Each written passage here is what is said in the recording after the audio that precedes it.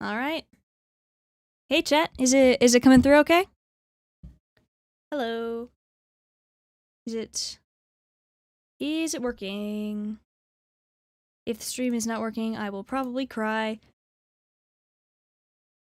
We're good? Hello? Hey! All right. Hi, chat. How's it going? The trailer's been out for a few hours at this point, but I had several things going on today, so I couldn't do my my usual. I couldn't do the reaction stream as early as I would have liked. So sorry to anyone who it's late. But yeah, so we're gonna be reacting to the final Five Nights at Freddy's movie trailer. It's pretty crazy, honestly.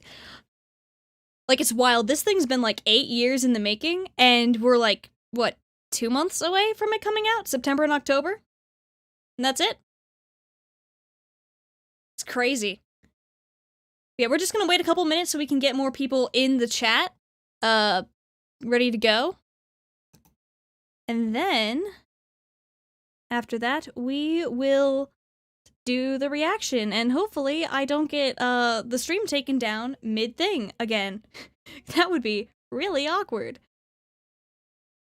Okay.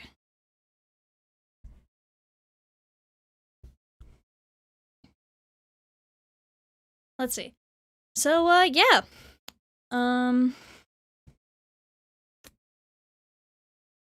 Making sure that I have chat set up so I can see it. All right. How are you guys doing? How are you all today? I take it most of you have probably seen the trailer at this point.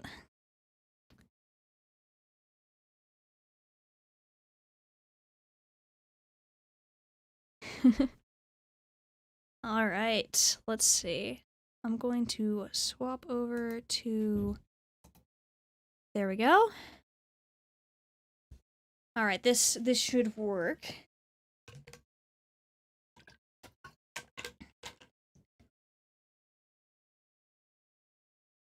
Yeah, I know a few people have already done videos, like you, FNAF's is up here. Man, I need to somehow get on the list of people who are getting these things early. Alright. You have stream locked at 720p? Yeah, that's the output that I stream from, just so that it's stable. Sorry about that if it's an issue. Like how FNAF is in the recommendeds, yeah. Thank you, RC Polygons, for the $5. Today is a great day. FNAF movie trailer plus early access to Starfield tomorrow that I'm gonna play. That's cool. Hope you have fun with that. Red paint tastes good? Please do not eat paint. I advise against eating things that are not meant to be consumed. You should be the only one getting it early. That would be quite interesting. I don't think I could pull off getting that happening.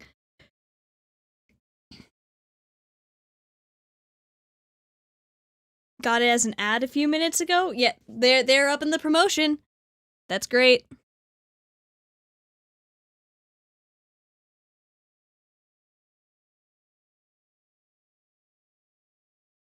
Alright. Mike's suffering again, what else is new? This is a true statement. That checks out.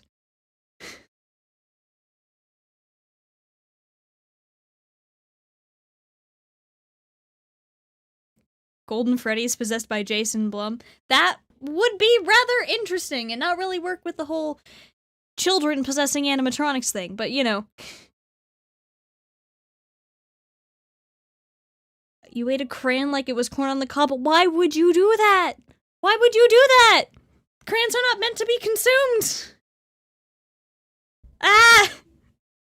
Oh man. Alright, I think we'll just wait one more minute, and then we will start reacting.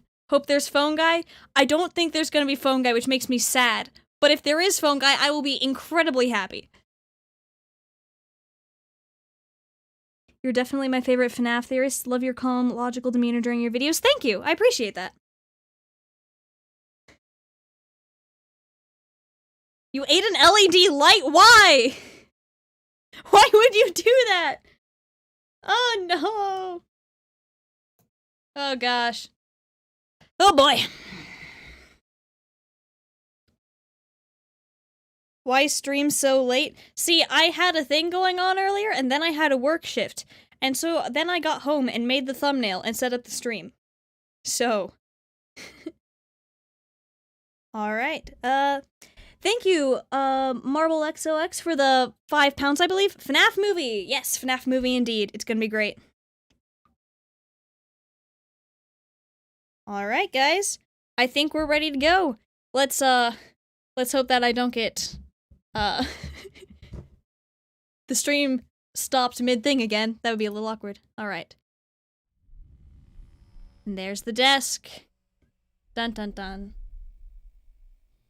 The cams are really cool, I think.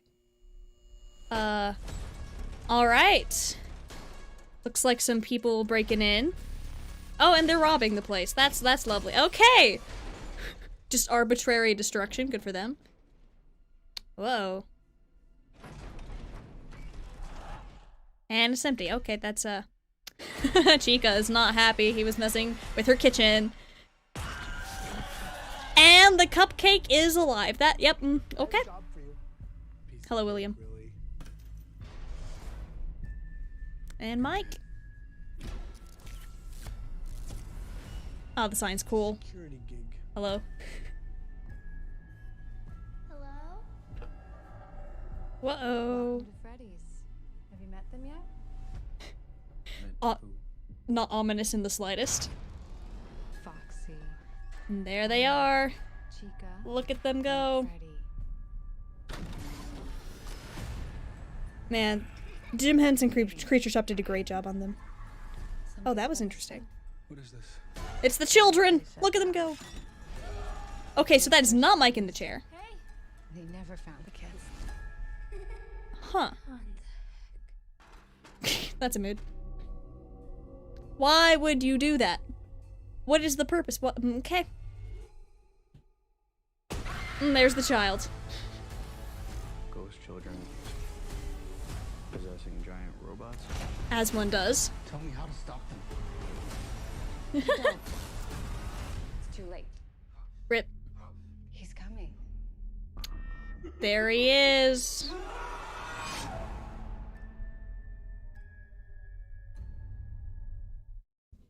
Man. So, we've got a lot of this is new compared to like with the original teaser and the second thing. I think there was a lot of overlap, but it looks like there's a few different things in here. Cause okay, so we get this nice, to start we get this nice shot of the desk, but it's empty.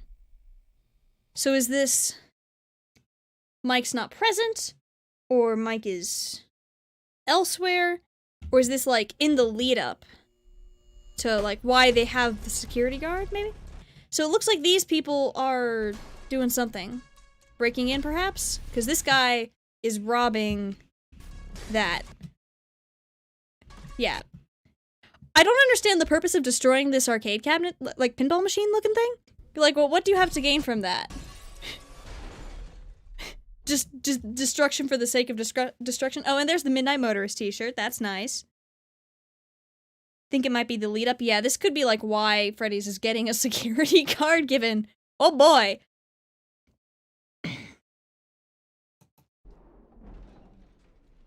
And yeah, so this part I think is really interesting. So, nice haunted case of the fridge is empty. But Chica is not particularly pleased with this man's presence. And, the cupcake is alive. Remember that thing okay, if any of you were there for, like, my first reaction stream to one of these, remember how I said that I had the crack theory that the cupcake was possessed by one of the kids? Oh my gosh.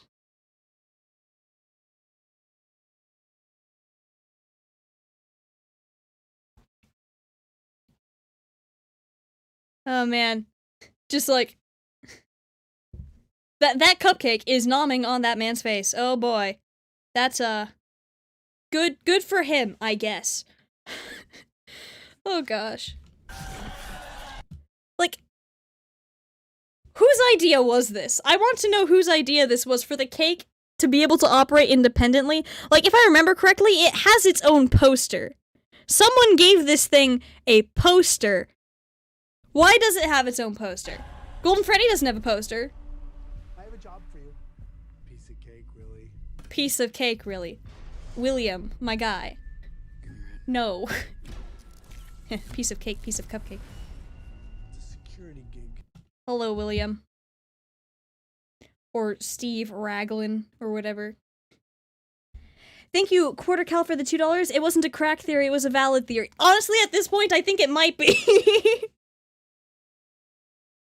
Golden Freddy's not on stage. This is true, but he does show up in the trailer. William Afton is the cupcake. That would have been funny. Did anyone notice that the background music sounds a lot like Watch Your Six from Sister Location? I haven't been hearing that, but that's interesting. Imagine dying and possessing a freaking cupcake. I know it would be bad in general, but to get into the cupcake, yeah, it would be really... that would be funny. They would have had to handpick the security guard, right? This would have been planned to hire Mike. Why did they choose him of all people? And they probably knew of his little sister. Thoughts? Okay, so in previous trailers, we've seen that Mike is pretty desperate for a job. There's the note of delinquency on his house. He just presumably got fired after his last job or whatever. He needs to have a job in order to take care of Abby, right? And I find it unlikely that given Freddy's is what it is, I would not be at all surprised if they're just like, okay, this dude's desperate enough to take the job. He won't care if people have died here previously. He just needs a job.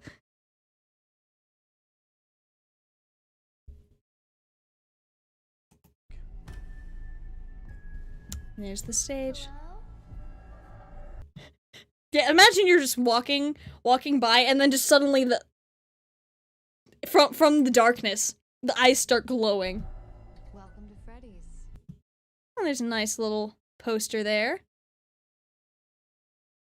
What's up with Chica's bib? It seems like it looks like it doesn't just say the let's eat thing, and it's throwing me off. Thank you, Patrick, for the $5. The way he cleaned that knife is just like how it's done in Scream, fitting given who's playing Afton. Yeah. I haven't seen Scream, so I wouldn't know, but that does check out. Thank you, RC Polygons, for the 10. There's a perfect pause moment when Bonnie started to spark on stage in this trailer or last trailer, and it looks so funny since it looks like Bonnie just imploded on himself. It's so funny. Yeah, I can believe that. Have you met them yet? Met who? Vanessa's just trying to be all cryptic. It's like, have you met them yet? And she's like, have you met them yet? And then Mike's just sitting there like, what are you on about, lady? He's like, met who? Met who? Yeah, so Vanessa seems to have a solid idea of what's going on. Freddy. She's saying it all menacingly, like, woo, spooky. And like, it is spooky. We know it's spooky, but Mike's just confused, and it's really funny to think about.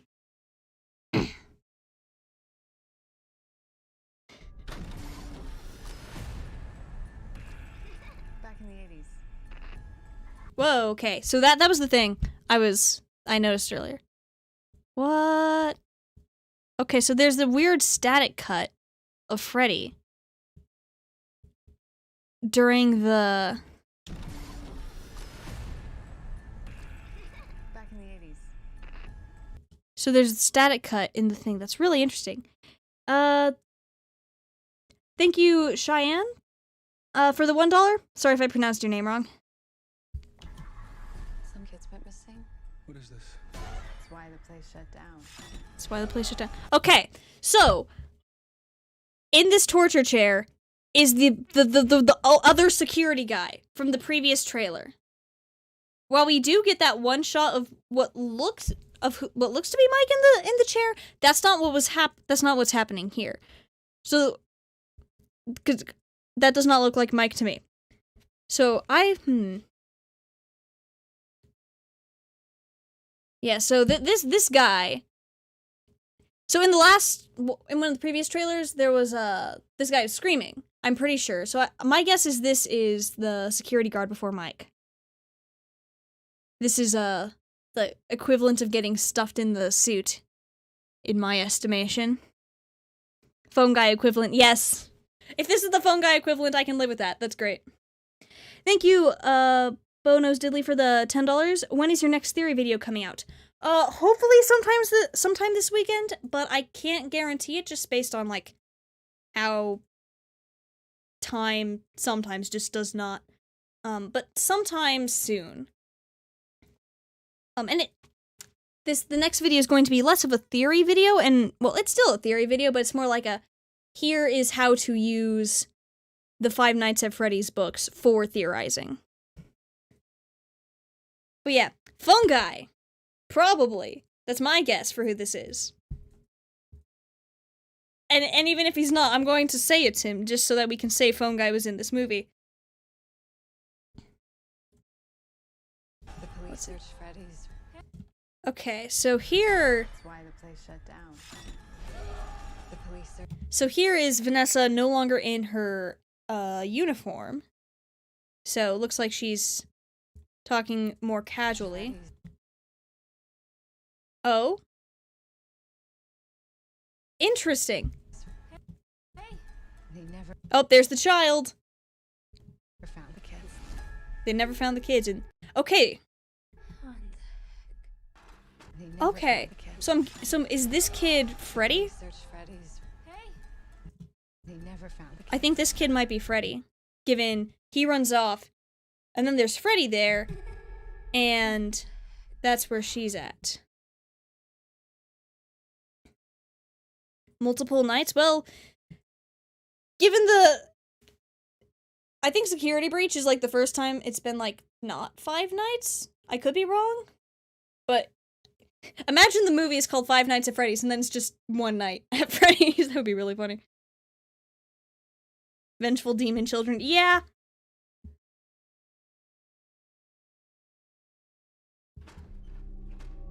It's like, why would you want to look into the suit? Why would you do that? And there's the child. Ghost children possessing I'm still very amused by the car thing, where it's just like, ah, yes, there's Golden Freddy. There's a massive animatronic. Imagine you're a taxi driver, and in the back seat of your car is this massive 7-foot bear animatronic with its ear and eye ripped out. Oh man. Sans? Yes, Golden Freddy is Sans Undertale confirmed.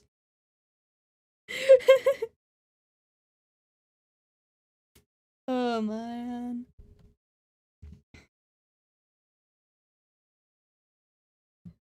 giant rope. Chica looks so mad. It's like, did you just do that? How could you? He's just like, she's just kind of vibing, and then squints. Okay. So here, we have Vanessa, and she's getting grabbed. Who are we thinking is doing the grabbing? Because I think that coloration and the general action could be William in the Spring Bonnie suit. Because that doesn't look as dark as Freddy's suit does. And I highly doubt it's Golden Freddy. So I'm really thinking that this is Springtrap grabbing her. And if so, why was she just standing there? Because, like... Ghost children possessing giant robots. Yeah, so she's why was she so close to him? Vanessa, you are not helping the suspicions against you. How many fingers? It's hard to see. Let's see. 5. 5 fingers. That is an excellent point. Yep. That would probably be William then.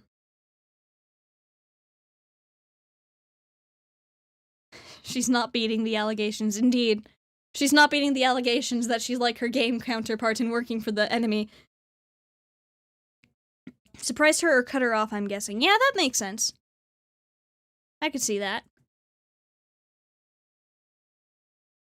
It's interesting. Like, I do, like, usually in horror movies, someone dies, right? So I'm wondering who will be dying. If it's words, yes. Like, will it just be the random people who are breaking in? How important are they? Why were they there? It's very interesting. Also, she says he's coming, so, like, is she working with him? It's really interesting, because, like, she did give him a heads up. Give Mike a heads up. But also, why?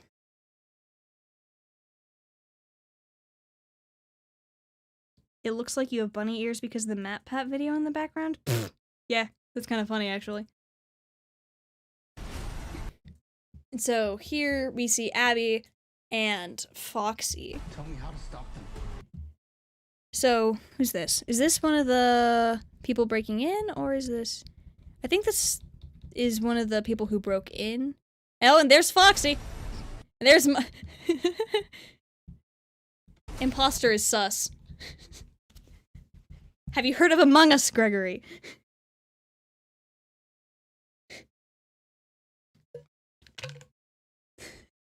I need you to vent.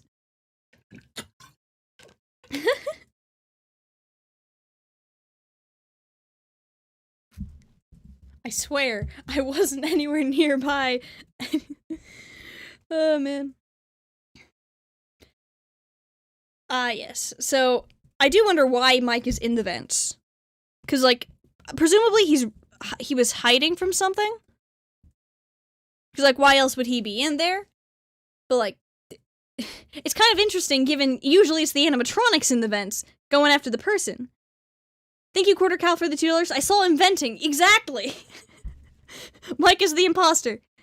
Thank you, David Barron, for the $5. Have we considered the possibility that Toy Chica may still be William Afton in the movie story? Just saying. You know what? That is an excellent point.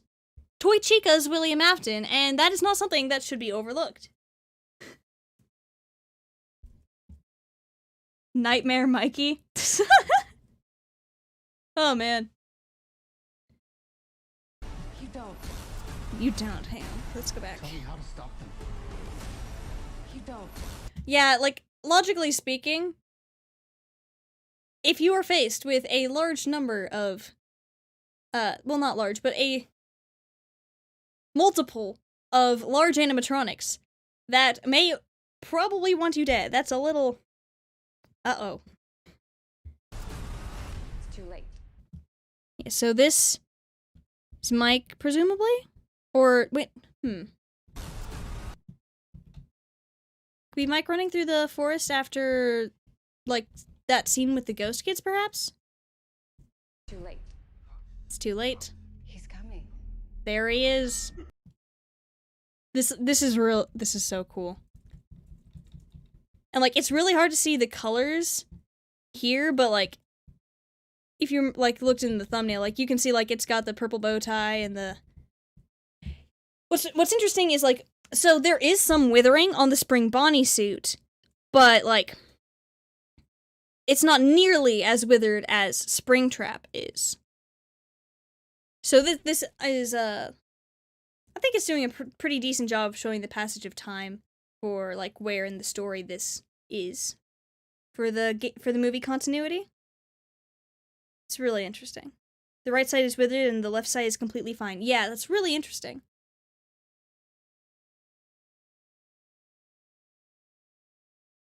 I mean, if someone vandalized my home, I'd be pretty ticked off too. You know what? That is an excellent point. Like, a whole bunch of people broke into the restaurant and then started vandalizing the place. Of course the animatronics are going to be upset. That's where they live. That is their house. Have you considered that Abby is a robot and Vanessa may be Abby from the fourth closet? I've considered Abby being a robot, but not Vanessa being a robot in this. Thank you, Quartercal, for the 2. It looks like he's waving the way Glitch Trap does. I wouldn't say waving, because it looks like he's just kind of standing there menacingly. But it is very interesting. He is just kind of hanging out there. I want to point out how he has animatronic eyes. I think that's normal for the spring lock suits, because, like, I think they have something that goes over in the mask. But it is interesting. Vanessa maybe was working with William at first, but wanted to back out, which led to him choking her back to his side or something. Possibly. Thank you, RC Polygons, for the $5. I would love to see one of the people who break in be called Gregory as a reference for Gregory being a criminal gremlin. He is indeed. He is a chaos child, and we love him for that.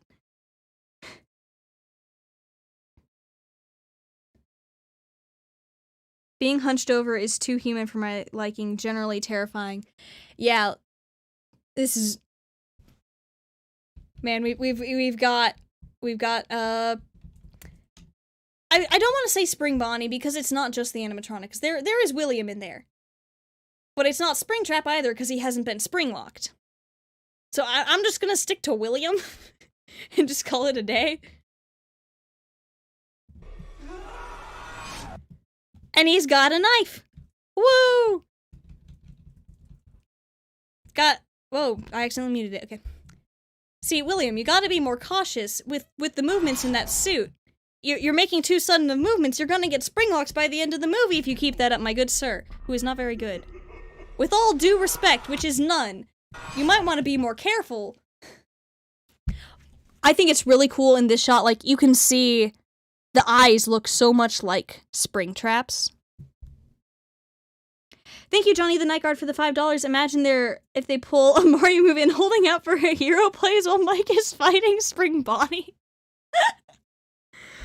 Oh man, if they start plugging a whole bunch of licensed tracks into this movie, I feel like people are going to have some words. Just a whole bunch of, like, random things for the heck of it. He should be less careful. You know what, you're right. But for his purposes, he would probably want to be more careful, and yet he's not. So, he's halfway to becoming Springtrap. Even half his suit already looks like Springtrap. Yeah, he's getting there, but he's not all the way yet. ID referring to William in the most respectful, disrespectful way possible. Yep. That is the intention. Mike, he's right there. Just spit on him. Exactly. Like, you just gotta get him moist. Soundtrack featuring 10 remixes of Smash Mouth All-Star. Honestly, okay, if that happened, that would just be funny. Oh, man.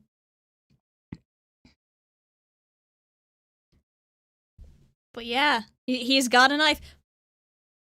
This reminds me of how in FNAF media and merch and stuff, like, no knives. But in the movie, yes, knife. They can have a knife here. It's PG-13, they can have a knife. But not in the merch. Should we call him Afton Trap or Spring William? Afton Trap sounds cooler, but Spring William is probably more accurate because no trapping has happened. Do you believe we will see William being springlocked at the end? I think it's definitely possible / likely that we'll see William getting springlocked, because I don't know how else they're going to deal with him.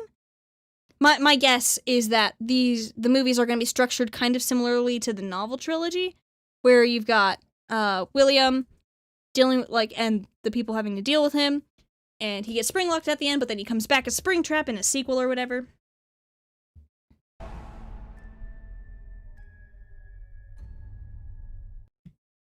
Screen story by Scott Cawthon, screenplay by Scott Cawthon, and several other people. Man. It's really interesting. I'm still wondering what this scene is going to be. And what's interesting is, like, in this... Okay, in this, we've got these 5 kids. And I think this one is the one that we see run off and get in the... We see run off, and then we see the Freddy costume there. But then there's this kid who's wearing more Freddy colors? But technically that doesn't matter, but like... Because here's the thing, like, so this kid's pretty much definitely... This one looks like he's gonna be Bonnie. He's got the ears. This kid's Foxy. He's wearing orange and he's got the hook. That one's Chica. I'd be very surprised if she wasn't. And then we've got these two. And this kid was the one, I believe, the one who ran off towards Freddy.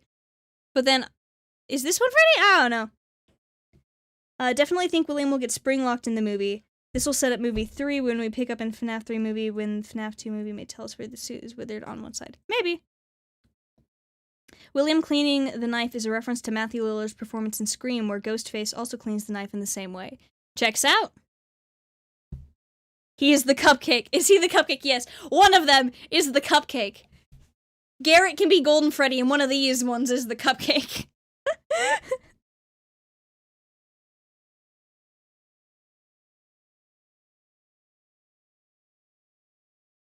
Yeah, I don't know.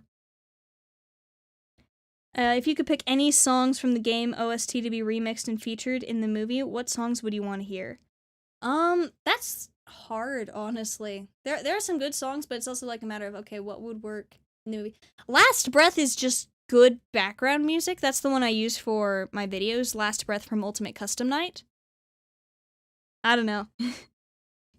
So William is just stealing movie references now? Shame on him. Exactly! That's the real crime here.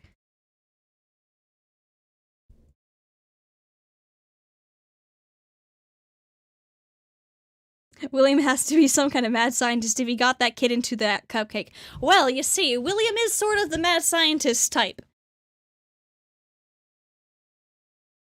Alchemist Fantasy would go hard as an Easter egg in the arcade. Oh yeah, absolutely. I love that song.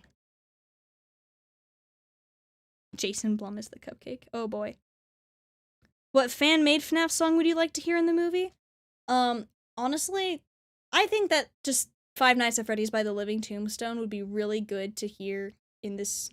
Just like, it's the first one. It's technically not accurate, but like, just like it maybe in the credits or something. That'd be cool. He steals life, he steals music. Next he'll be stealing our understanding of the lore. Hasn't he already been doing that? John from FNAF mentioned a theory about the games existing in the movie universe. Well, the games exist in the game universe, so I wouldn't be surprised. But I feel like if the games were to exist in the movie universe, that would be much farther down the line, because this still seems to be, like, FNAF 1 general era.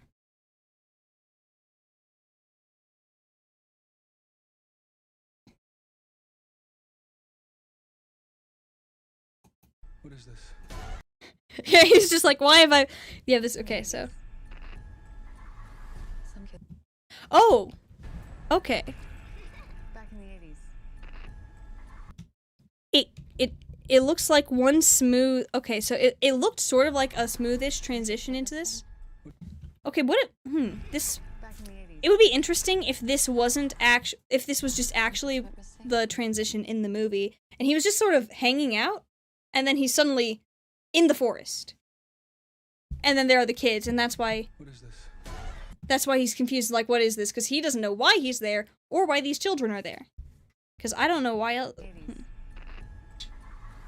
Some kids went missing.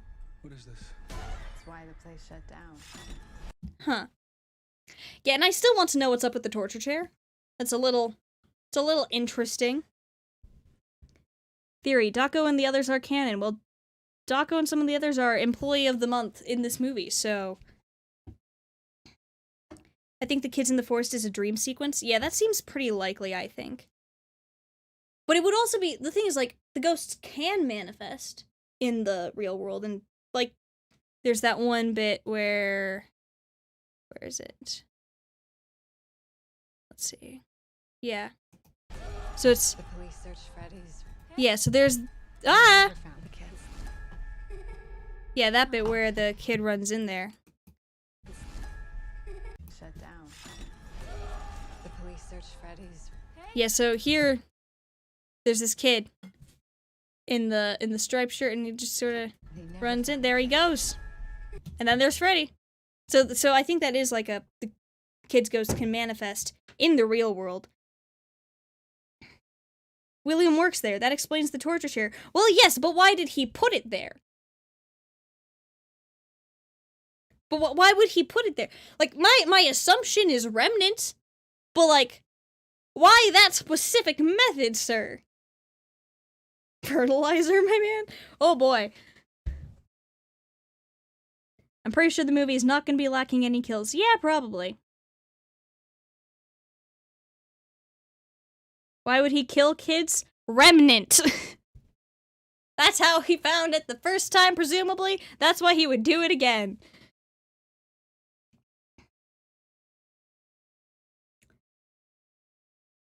Maybe he's collecting agony? Yeah, I think he's getting, like, remnant agony stuff. There's generally, like, with agony and remnant, they're not mutually exclusive, necessarily. Because, like, when the kids die, it's the pain of their death that leads to them haunting the things, presumably.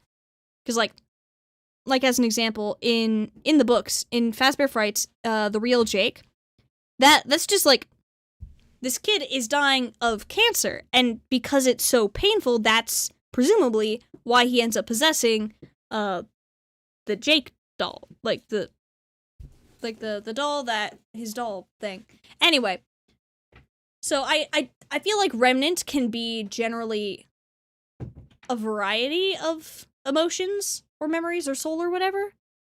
But agony is just one specific thing where if it's just intense agony, then you get problems. You know? Does that mean the missing kids died to the torture chair? I doubt it. Like, why would William set up a torture chair for the... I don't know. Like, I feel like the torture chair is a more recent addition for the security guards. It looks, like, built for them. What if the animatronics made the torture chair as an act of revenge on the guards?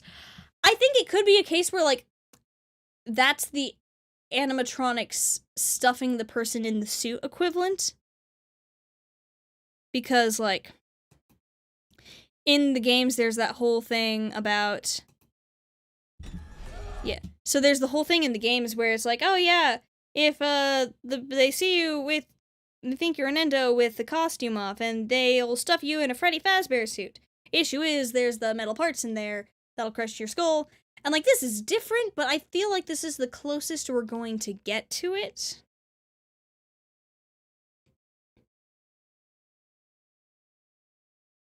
Liberty Chica made the torture chair? Given Liberty Chica seems to exist exclusively in FNAF AR and merch, I would be very impressed if she pulled that off.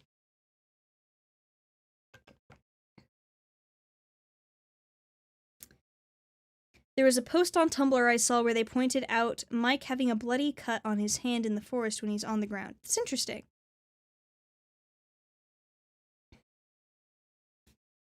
It's the Vanny mask from Ruin? I don't think it's the Vanny mask, but it is interesting that they're shoving a mask into someone's face. Do you think that Security Breach, Ruin, and probably Help Wanted 2 is the game's version of the Silver Eyes trilogy? I think that's a really good point, and I can see the reasoning for it, especially with Help Wanted 2 going to sister location, because you've got Security Breach, where you have a kid in a Freddy's, when he's not supposed to be, being hunted down by the animatronics. And then there's William. William gets dragged back by animatronics or whatever. And then you've got the Twisted Ones and Ruin, where there's hallucinations because of the illusion discs in the books, and then in Ruin you've got Cassie's being pretty much trapped in AR. And there's the weird underground lake pizzeria thing with the waterfalls, and that's in the Twisted Ones. And then the fourth closet is very sister location themed, and then Help Wanted 2 looks sister location themed. It's very interesting. Thank you, RC Polygons, for the $10. My funny theory, when Willie killed the kids, they haunted the pinball machines and the other arcade games. And when the people break in and destroy the arcade machines, the souls went into the robots. That would be interesting. I find it unlikely, but I do think it's interesting to note that, like, even in the games, we find out a lot of the lore of how the kids died from the 8-bit minigames, right? It's really interesting.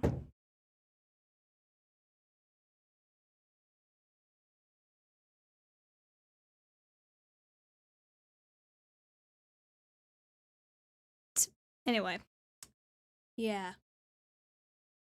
Anyway, is there anything else in the trailer you guys are thinking of and want to go over? Because it's a lot, and I don't know, like, I'm very intrigued by these people and why they are present. Ah! It's like, is this like a storage room of some kind?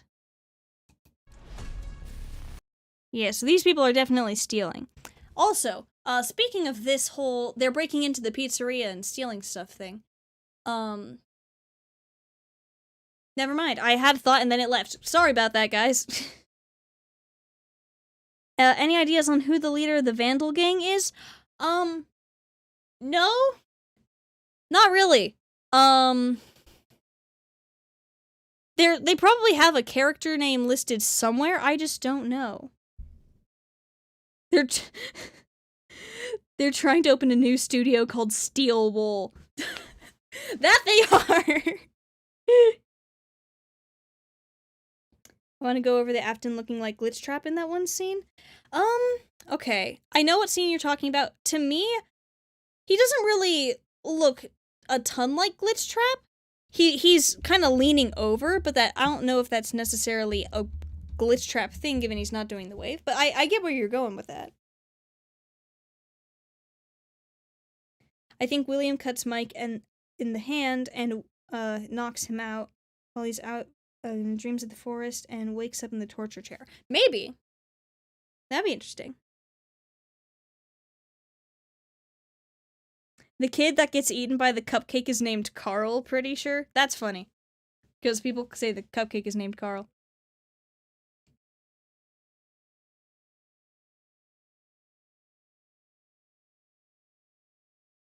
I think it glowed kind of like Glitch Trap VR green for a frame. Yeah, there is a bit of green lighting here. Let's see. So there's the green lighting, and then it goes into sort of a more purple. So yeah, there's the green and purple. And those are like two of the major colors associated with William, because Springtrap's a green, and William is represented by purple a lot. And yellow. He's got a variety of colors going on. Good for him. I couldn't find anyone close to what the Vandal leader looks like in the cast list, but he looks oddly like Mike. He's obviously not. Maybe he's an older version of a frayed young boy. Interesting idea. Behind Afton, it looks like the security office. Yeah, those could be the monitors over there. Interesting.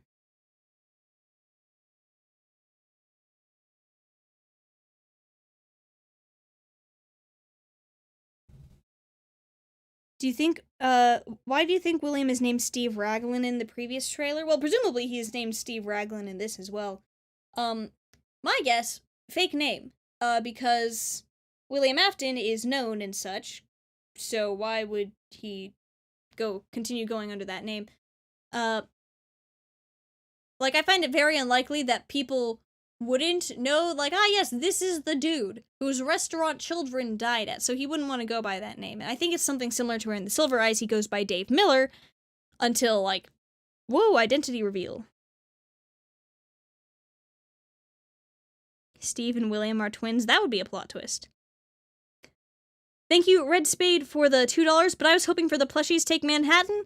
Well, I feel like, based on Scott's description of Plushies Take Manhattan, he would not have wanted to do that movie when all was said and done. How much FNAF lore do you think this movie will follow? I think it's going to be a very similar case to the books, where it's the world building and, like, world mechanics and such carry over.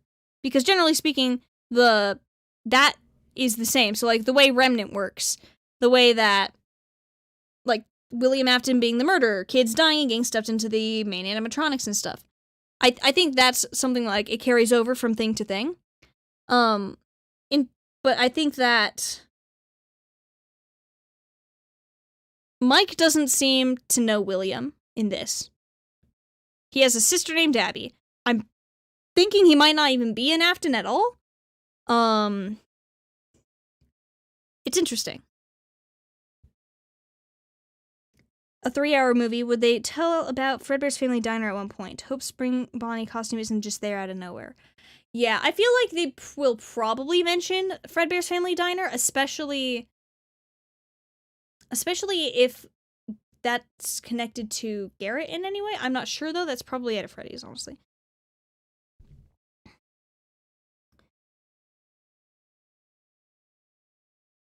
Abby equals baby. Abby is an anagram of baby. I'm just not sure that Abby is meant to be Elizabeth in this. I don't know.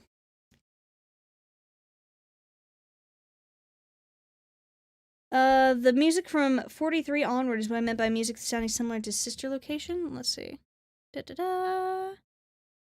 Let's...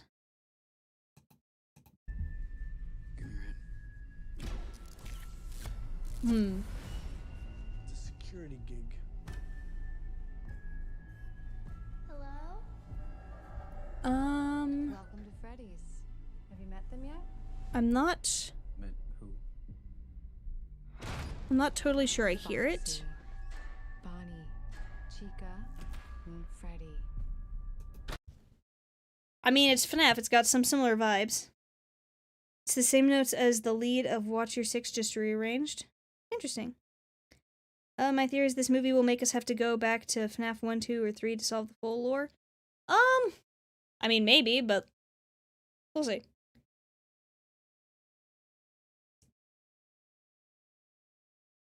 Let's see. The spring trap looks like Spring Bonnie before the spring lock failure. Yeah, that's probably because it is. I would be very surprised if... So, like, we see William in this... Where is he at? Where are you at? We see William in the trailer somewhere. Piece of cake, really. Piece of cake, really? Sure.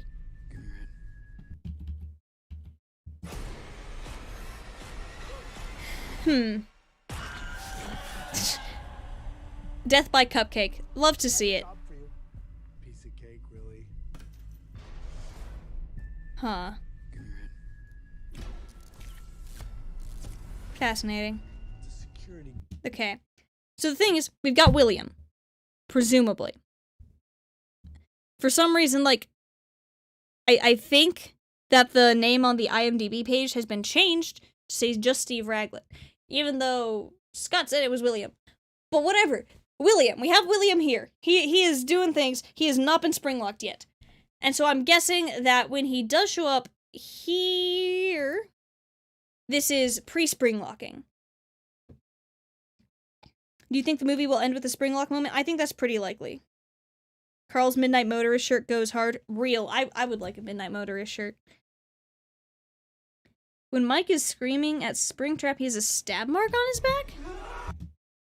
Okay, so he's screaming. I don't exactly see a stab mark.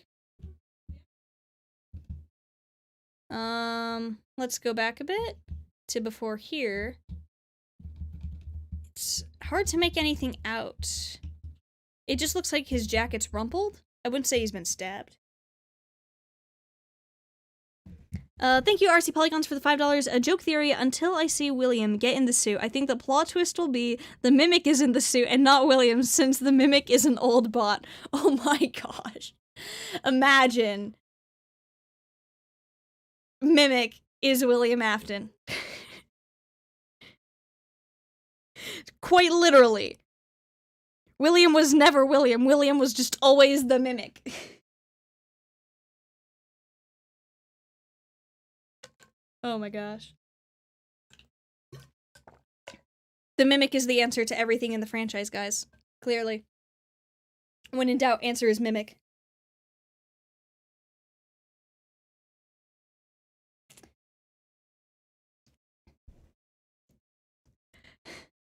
I've seen people claim a springlock failure is too graphic for PG-13, but people seem to forget the canon springlock failure from the Silverize is pretty tame.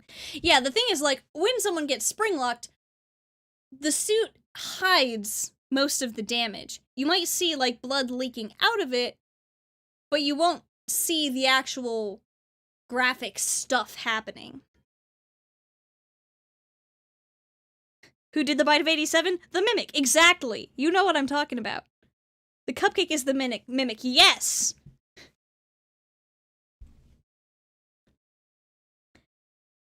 What if the mimic is everyone and everything we believed is a lie? Exactly. Am I the mimic? Yes, I am the mimic. Stab mark at 207 in the last trailer. Oh, in the previous one? Oh, I don't know. Thank you, Johnny Roberts, for the $2. Do you think we'll see Michael Afton in this movie? I think if this is not Michael Afton, we are not getting a Michael Afton separately. Ah! Yeah. Oh snap, huge lore drop. Indeed. Real ID's fantasy lore. I am the mimic. And guess what, chat? You're also the mimic. Dun dun dun. It looks like William is the one who grabs Vanessa's neck in that one shot in the trailer with Springtrap's hand. I'm guessing he's the one who gets her put in the hospital. Excellent point! I forgot about that. Yeah. There's a... Where are you at? Where is she at? There's... It's really brief. Where was it? Ghost children. I think it was around here. Giant robots. Yes, okay. So there was that one shot in one of the previous trailers of Vanessa in the hospital on oxygen, and like if William choked her out, that would explain it.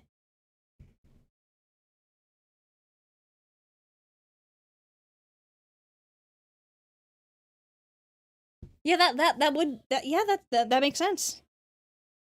Huh. It's really interesting.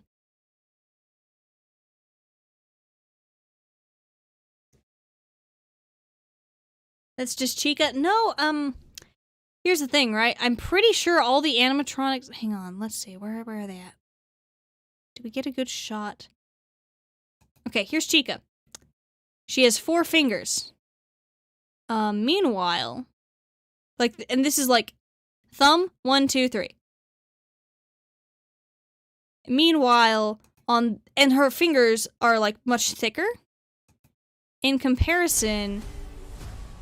to here, where the hand that grabs Vanessa has 5 fingers, and they look thinner.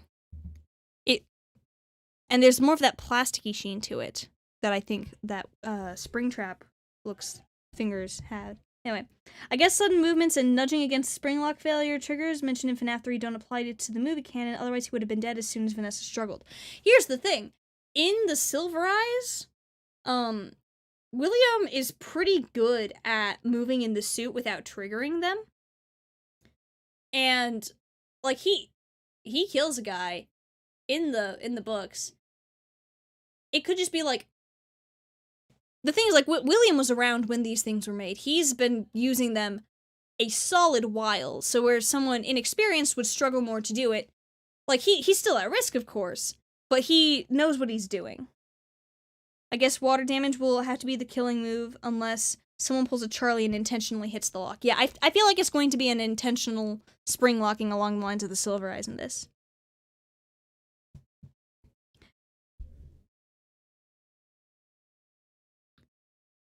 I feel like she's trying to either convince him to stop what he's doing or he found out she told Mike too much and chokes her in anger.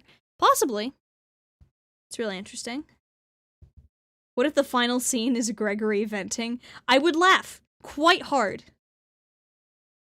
Doesn't it seem like Vanessa talking to William before she's choked? Let's see.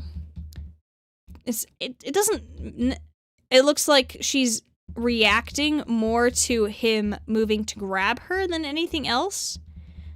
But it is interesting how she's just kind of standing there looking at him, and then he grabs her. So I do think there is something going on here. How about that leaked demo scene? I guess Mike manages to afford a babysitter for at least one of the 5 nights. Some of the dialogue was cool, though. Yeah. Yeah, I do believe Max is Abby's babysitter at one point, so there's something. She might be the mimic. Yeah, but Vanessa is the mimic. Carl the Cupcake is possessed by Susie's dog, I think. I mean, that would give a purpose to the dog other than just being hit by a car, so... Maybe Abby and Golden Freddy will team up to kill Afton by a springlock failure. It'd be a good parallel to the games. Yeah, I think that's possible, because it does seem like Abby and Golden Freddy join forces to deal with something like... Presumably Mike gets taken hostage at some point, and my guess is Abby and Golden Freddy will be the ones to help.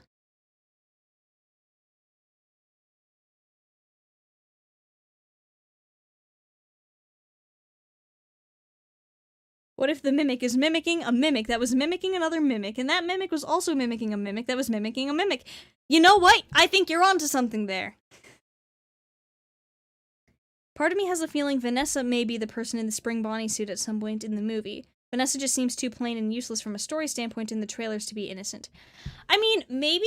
I think the way she's been, like, described is that she's basically going to be the exposition explaining everything about Freddy's. In the Silver Eyes, William was a lot of the exposition as Dave Miller, as the security guard. He explained, like, so the kids, teenagers, they were all expositioned to some degree in that they were friends and they had been to Freddy's and one of their friends got killed by William. So they had some of that exposition. And then William was present to give more of that exposition. So this Mike doesn't seem to know what's going on, and Vanessa is the one filling him in. And my guess is, like, William does this to her before she can give away too much information. Plot twist, the building is the mimic. Indeed. Due to the length of the movie, I think the movie will be split into two distinct but interconnected storylines, starting with Mike's story, but exploring the other stories in the franchise like FNAF 4. I'm pretty sure Scott and other people have said that they're sticking to FNAF 1 through 3 for the movies, but I could be wrong. Vanessa being working with William and being phone guy replacement kind of lines up with phone guy being a Fazbear employee and giving iffy advice. Indeed. Man, phone guy's great. Best character. Vanessa's shirt says Shelly, not Vanessa, by the way. That's probably your last name.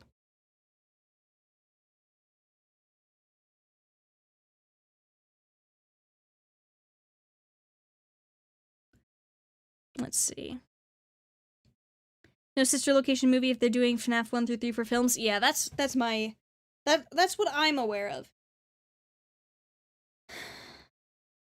Phone guy is mimic. Dun dun dun. Uh-oh. I think Vanessa's extremely sus. I think she's working for William, especially with this way she says he's coming at the end. Yeah, she definitely seems to know a lot.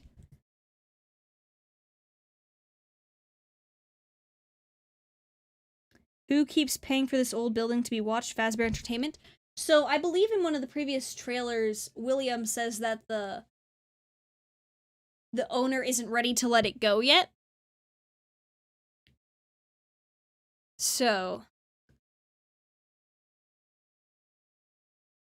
either William, Henry, or some other guy who happened to have bought the building, maybe? I don't know. What if Vanessa is under control by William somehow, because it's 2023 in the movie, right? No, it's not 2023 in the movie. This is, I believe the 90s. Maybe the early 2000s.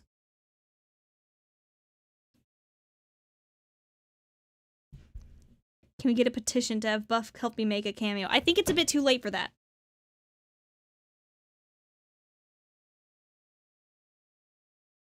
Yeah, so...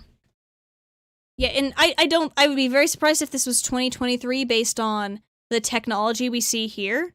Like, this is some old stuff.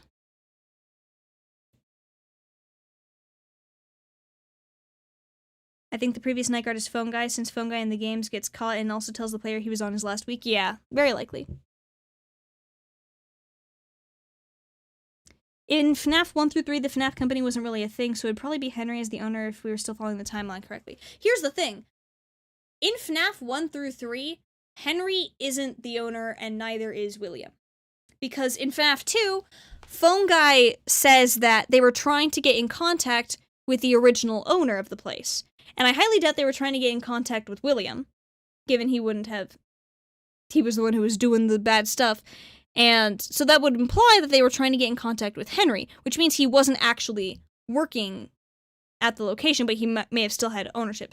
And then the CEO is mentioned in the FNAF 2 newspaper about, like, something about how he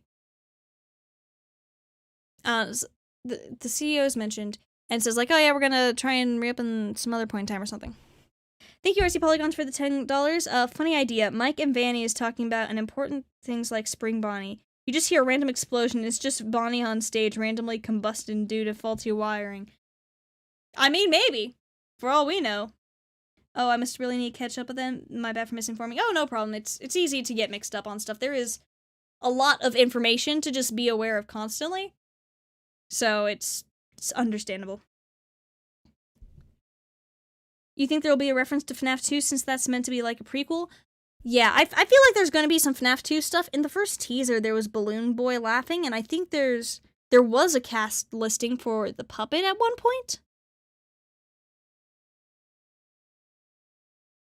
I love how in all the behind-the-scenes photos, Dawko and the others released, Foxy looks like he's doing the :D face. He's just happy to be there. He's just smiling. He's just vibing. Look at him go.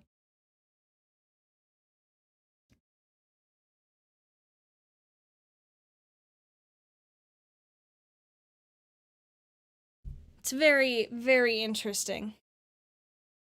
Yeah, I'm just sitting here like, hey, it's the crumpled up thing from the game, and it's the cup from the game, and the fan, it's from the game. IMDb does have voice credits for both BB and the puppet. I understand hiding the puppet, but was surprised to not see BB here. Yeah, it's very interesting. Also, I really hope there's a power outage at some point and Freddy does his music box thing. Yeah, that would be... If it didn't do the Toreador March music box thing at some point from Freddy, that would be just... Why? Why would they not? It's Five Nights at Freddy's. The fan is William Afton. Yes. No. The fan is the mimic. Clearly. How could you not know this?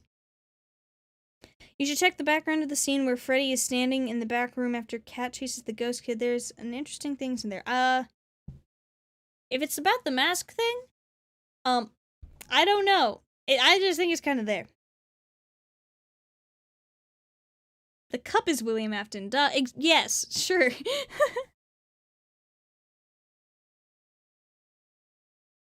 Post-credit scene is phone guy saying, "You made a terrible career choice to show that the next one will be a prequel." That would be funny. Unlikely, but funny. Especially because Toreador March is public domain, I believe. I think so, yeah. Otherwise, I don't think Scott would have gotten away with using it for everything. Why did they have to break the prize counter? Surely they could have spared it. But you see, they had to get to... They had... Where's it? They had to get to... They had to get to the stuff inside. See? Like... Let's see what they've got there. You can't see very well. Well, it looks like there's, like... something here. There's some stuff here that... Clearly... There's some good stuff in there that they want. Hang on, you can actually see it somewhat better. See, I can sort of get smashing the price counter if you want whatever this stuff is. What I don't understand is the pinball machines. Why would you break them? What is the point?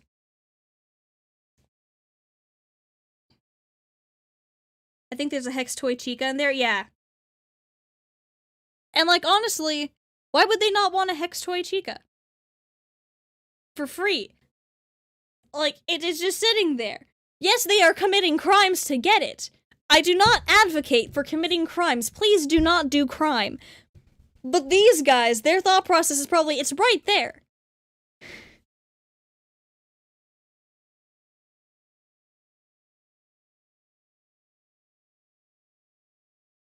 Where's the cupcake in the office with Chica? It's also haunted now.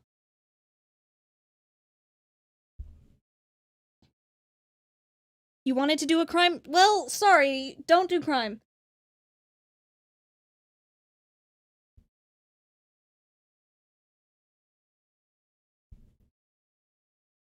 They're teenagers. Smashing things is fun back then. You know what? That's fair.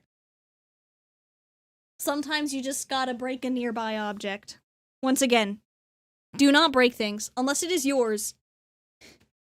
In which case, feel free to break your own stuff. Don't break other people's things.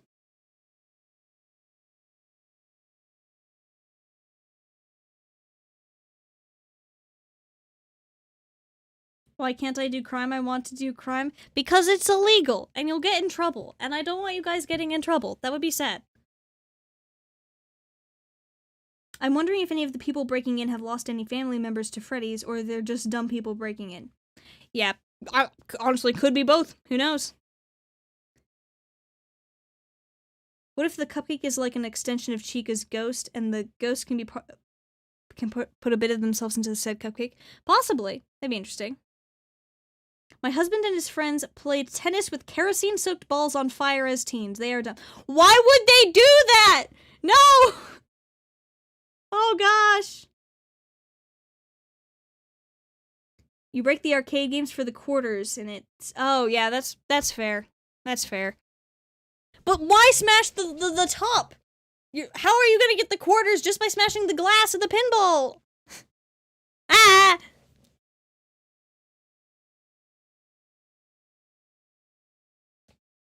Dang.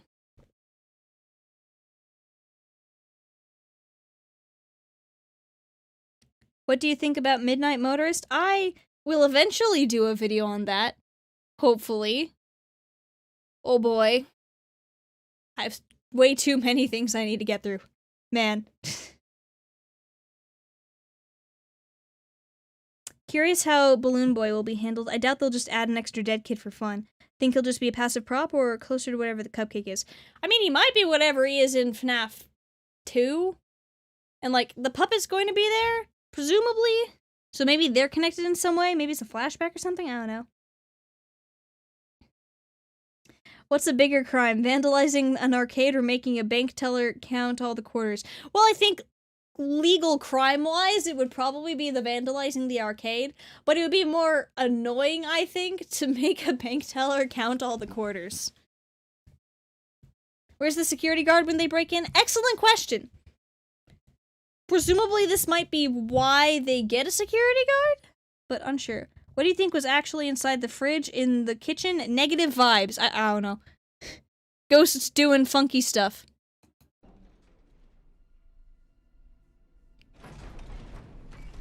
I am very interested by that. I'm just like, it's haunted. And then Chica's like, what are you doing in my kitchen? Leave? Now?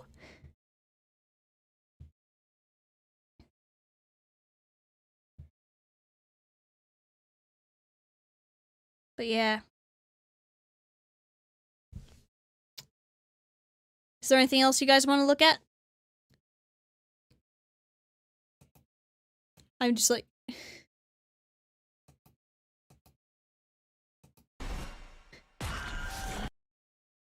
I still want to know who came up with this. And why. Will Cupcake attack victim survive, or will we get to see the damage done, or is he straight up dead? Oh my gosh, guys! It's the bite of 87. The Cupcake is the one who did the bite of 87.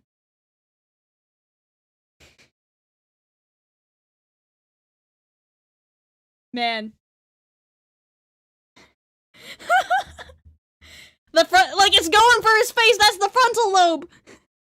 Bite of 93.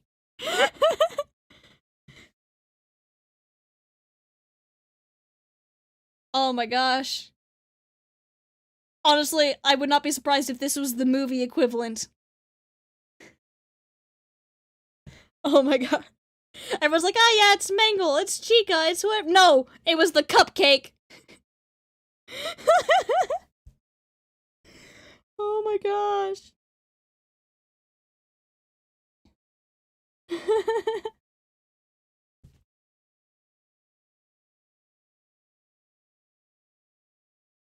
Thank you, Shoot, for the 1987. Was that the bite of 87? Indeed, it seems to...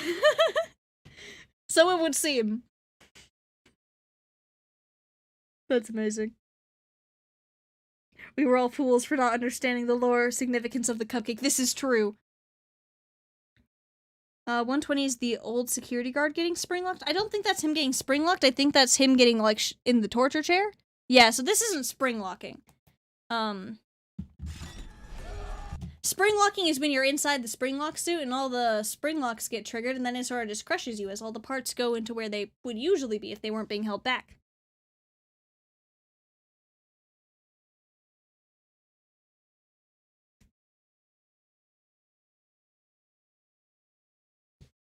I was on the bus when I first watched this, and I was so excited, and people just stared at me. Honestly, mood. I think the first trailer, like, I watched a little bit of it at work, and I was just excitedly rambling to whatever coworker was on shift with me. Well, it's a bit more gruesome and torturous than that, but good enough description. Yep, it's my job to summarize.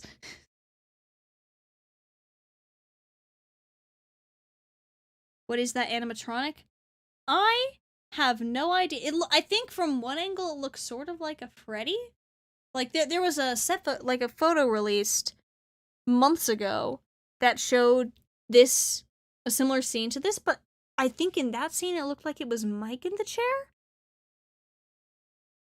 But it might have been this dude again. Is the movie going to be PG-13 or R? I believe it's PG-13. He looks blue? Maybe. It could, the thing is, it might just be a lighting thing as well. It's hard to tell. Yeah, you're right, it was Mike. So Mike also ends up in this chair. Rest in pepperoni.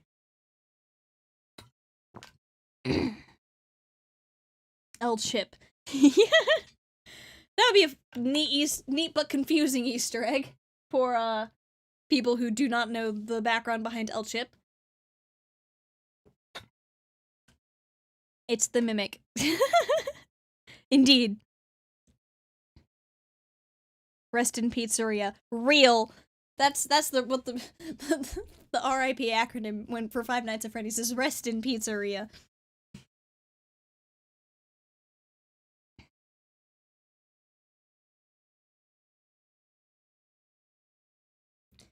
Can you look at the William scene when he's in the office? Yeah. Where was that at?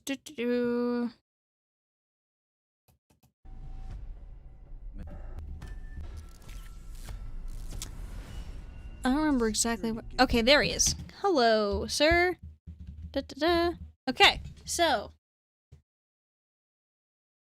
Yeah, it's really interesting. So, William is the one who told Mike to take the job, which is very interesting. Thank you, RC Polygons, for the $5. I want merch out of the torture chair. I want a torture chair plush. Honestly, I feel like that would sell decently well. Imagine they made a torture chair plush. I don't know if Scott would sign off on that, but it would be really funny. Give me a torture chair Lego set. Oh, man. Here's a tiny detail. The voice is different at the beginning. Someone else says piece of cake, then William says it's a security gig?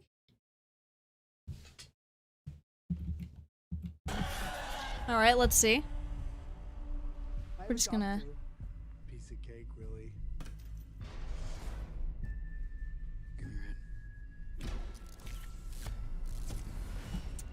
It's a security gig.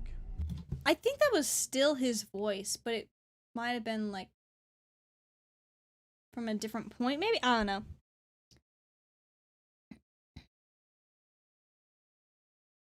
I mean, we might get an L-Chip reference. We already have a Chica's rainbow in the background from one of the trailers. Yeah, I more so meant, like, with the mask, the torture chair mask being, I don't think that would be an L-Chip, just because it would be confusing for people.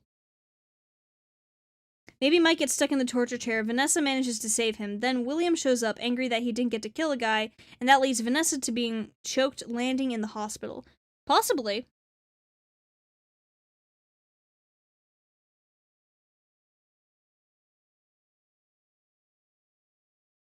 Imagine Mike or Abby is walking through the arcade, and out of nowhere an arcade machine turns on randomly and blasts Turtle Crusher or Alchemist Fantasy or something like that. I would be very happy about that, because I like both of those songs. They're pretty cool.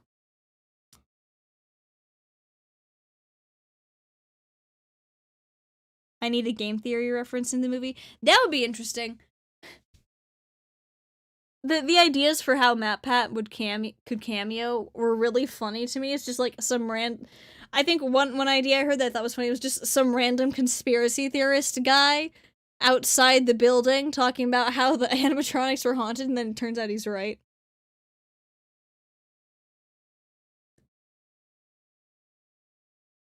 Wait, what if there's a Princess Quest cabinet in the background somewhere? Then, oh boy, would that make things complicated, given that game's not supposed to exist for a while, as far as I'm aware.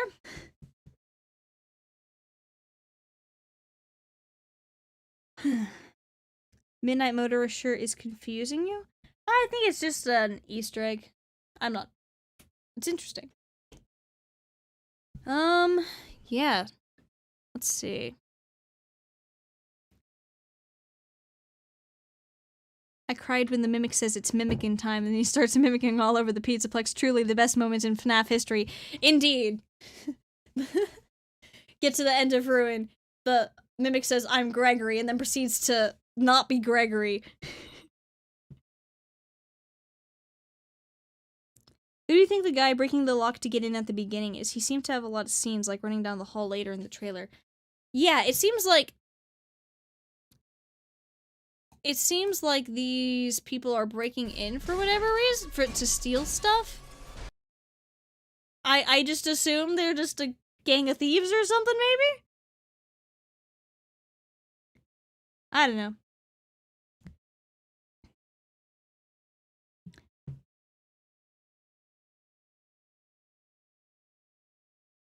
Wait, then what's up with the hand reaching out of Freddy in the scene with the lady on the chair? Do the spirits have corporeal forms or something? Yes, I believe that's been somewhat established in the franchise so far, is like... It's weird. But, using the books as a reference, in, I believe, The Man in Room 1280, or something, Andrew manifests, and he's able to, like, actually interact with the outside world to make things happen. So I do think, like, the ghosts can interact with the world around them, but in a different way than a normal human would.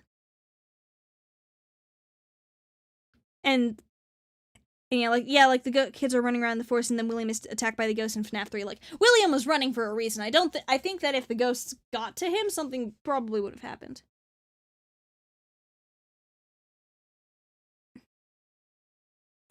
Do you think they might have had a bad history with Freddy's at some point and they're destroying the restaurant for revenge? Possibly.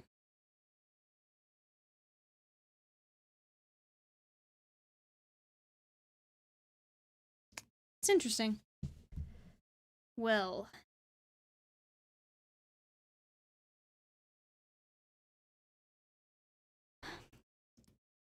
Sister location bunker in the FNAF movie? I don't think so, because I think they're going to be focusing on the lore of FNAF 1 through 3 for this.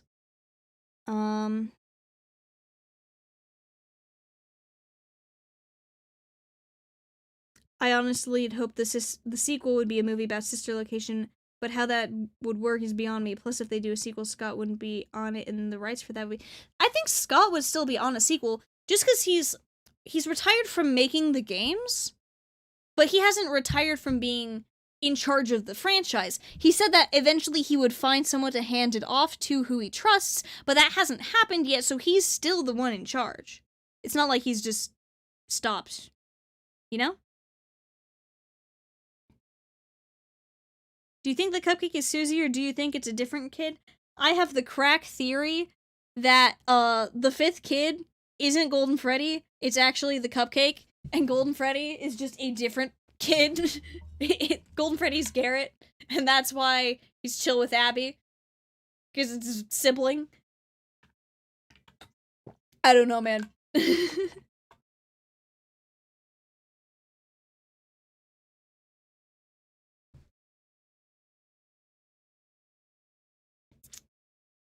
10 out of 10 stream, thank you. If William Afton was a Pokemon, which would he be? I believe Drowsy or Drifbloom. You kind of combine Drifblim and Drifloon there, and yeah, I could see both of them working pretty well for, like, luring off kids. It works out well. Do you think the movie will be canon? I think it will be canon, but not continuity, because terminology differences. Stay tuned for my next video where I explain that.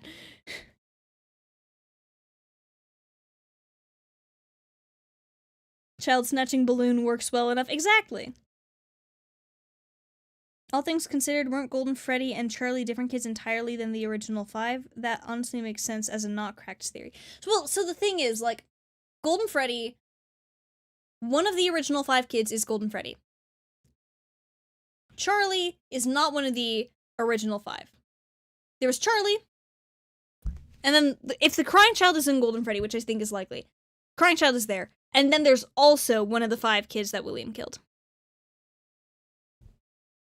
People saying the movie is Scott's final project are TikTok middle schoolers who want to cause a stir. No way he'd be on for this and then not for the sequels. Yeah, I don't think Scott would, like, with how particular Scott's been with this and how much he wants this to work out well, I don't think he would just drop it out of nowhere and not have, like, I don't think he's going to just, like, ditch the franchise altogether, you know? Can we see Spring Bonnie again? Yeah, sure. Where are you at? Hello, sir. How's it going? There you are.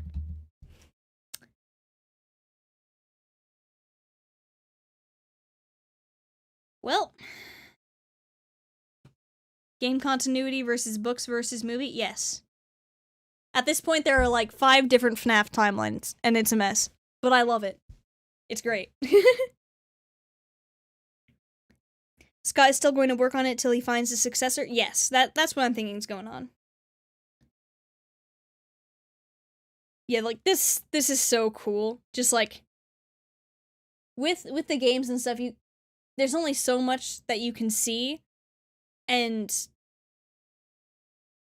even with the books, we get a lot of, like, William Afton doing stuff, but, like, this, we actually get to see him doing the things, and it's gonna be really cool.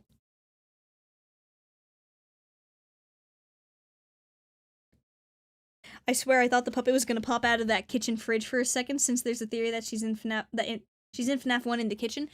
That would be interesting. I don't know how likely that is, but imagine you open your refrigerator and this, like, 6-7 foot tall spindly puppet thing possessed by a tiny child jumps out to strangle you.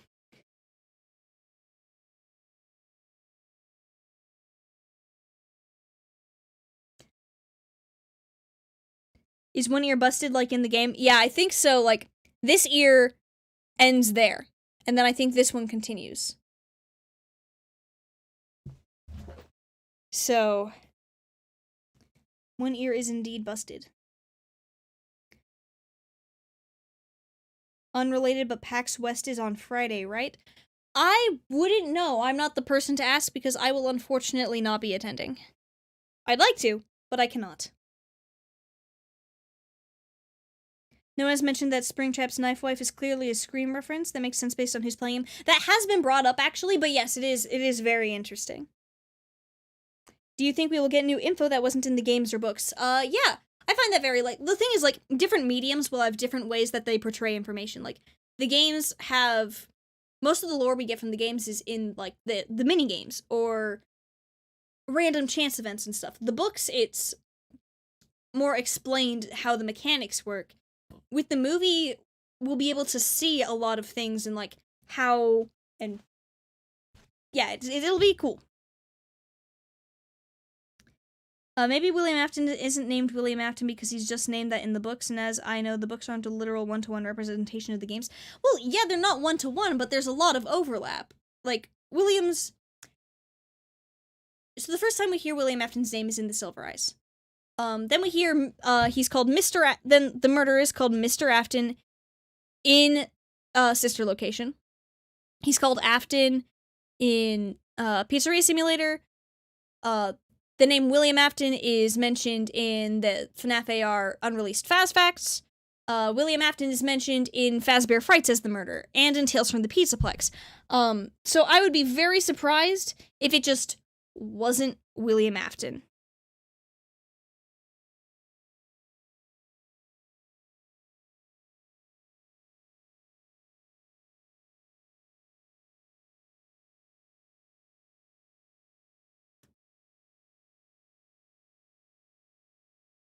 So do you think we'll see anything involving William's family? Mike being uninvolved with William seems kind of confusing to me considering the game. Yeah, so I believe the unnamed female villain had at one point on the wiki the name Jane Afton, but I'm not sure if that was actual confirmation or someone else editing the page. Because it was then changed to Aunt Jane. Could be a case where Mike is like William's nephew and just does not know. The toy animatronics would make this movie 11 out of 10. Sadly, they will most likely save them for a second movie. Mangle would be cool to see, though. Yeah, I think Mangle would be really interesting to see in live action. I'm not sure how they would pull that off.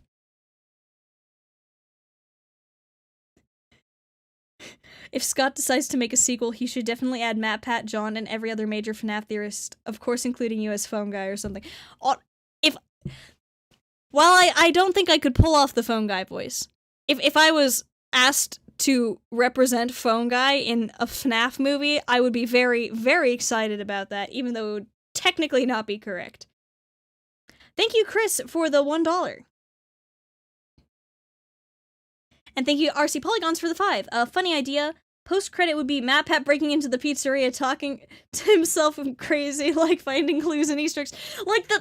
Okay, I don't know if you guys have seen it, but there's this one, like, AI phone guy thing about where a phone guy is telling, like, Mike he has to keep Matt Pat out of the pizzeria because he keeps breaking in to look for clues and Easter eggs, and then he stole an oven or something. It's the funniest thing. I enjoy it immensely.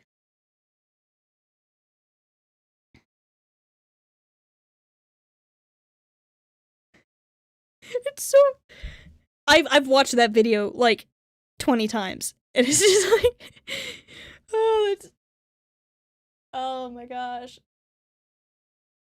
Whoever came up with that idea, thank you. It was beautiful and I love it. Just looking for clues, looking for Easter eggs. What am I paying you $3 an hour for? Do you know the beef we have with this guy? It's like, why were you watching Game Theory on your shift? Do you know what this man has done to us? Whenever I don't have Wi-Fi, I go to that video in my camera roll and watch it. It hasn't gotten old yet. Exactly! It's beautiful! There's tons of phone guy AI out there. Yeah, there is. And while, like, I'm very, very hesitant on AI voices, I think it's really, really funny, and I don't know if Scott particularly cares for people doing stuff with phone guy. He picks up an oven. Yes. Can we watch the video on stream, please? I'd have to find it. Let me see. I think let's see. Let's see. I might have sent it to someone on Discord and I might be able to pull it up from there. Okay. Okay, let's do this. Why did I catch you watching game theory videos while on the job? This is the one I watched. You know the beef we have with this dude? He keeps trying to break into the pizzeria. Trying to take all the pizza ovens, my guy. Looking for clues, looking for Easter eggs. We have to replace one of them because he literally took it. I don't know how does he lift? Your task is to make sure he doesn't get in here. What am I paying you $3 an hour for? Oh my gosh. It's so good! It's so funny!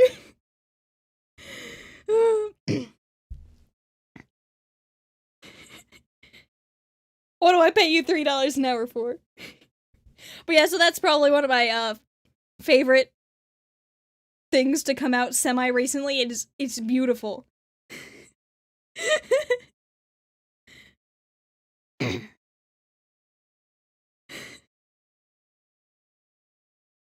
Bonnie looks traumatized. Yeah, so does Freddy.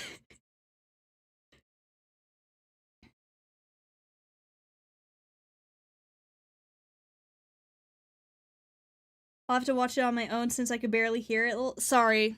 I usually have my desktop audio turned down a bit so that, like, it's not over my volume. But we all thought Afton took apart the animatronics, but it was Matt Pat the whole time.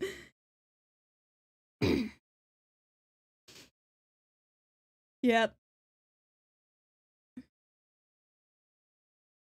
Matt Pat being Fazbear Entertainment's lawyer would be the perfect implementation of him into this universe. Oh my gosh. Just imagine a 14-year-old Mike seeing a man break into Fredbear's Family Diner screaming about the bite of 83 and the bite victim's name.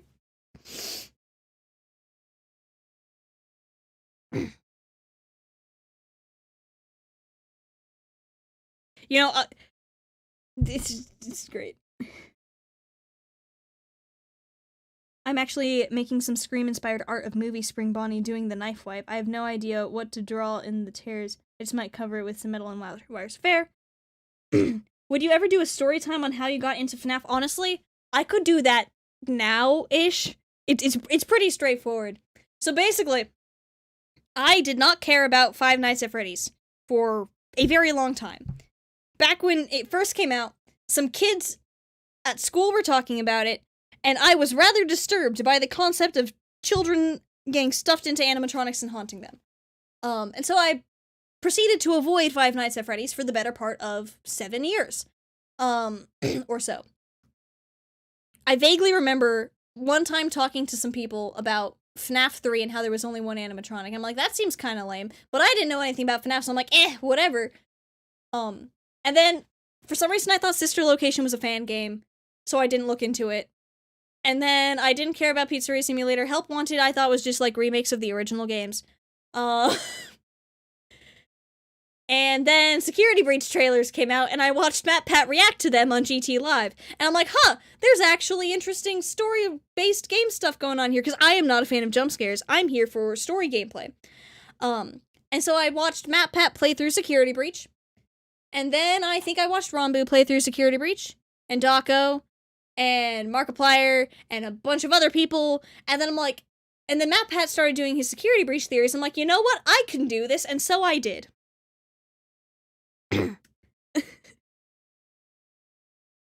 Strangely, the concept of child-possessed animatronics seems to grow on you. Exactly! Well, Sister Location wasn't called FNAF 5, broke the pattern. Yeah, and I had heard about, like, various FNAF fan games, so I just assumed it was one of them, and that's why it was called Sister Location.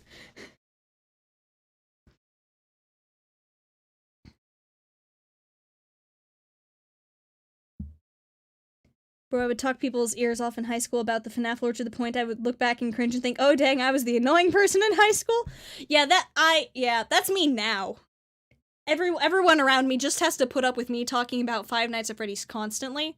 They sometimes get a brief break when I get invested in something else, like, for the past month it's been Superman, because okay, guys, there's a new Superman cartoon called My Adventures with Superman, and I love it so much. You all should watch it. It's on Max or whatever, or it airs on Adult Swim. The finale's coming out this week. I am very excited.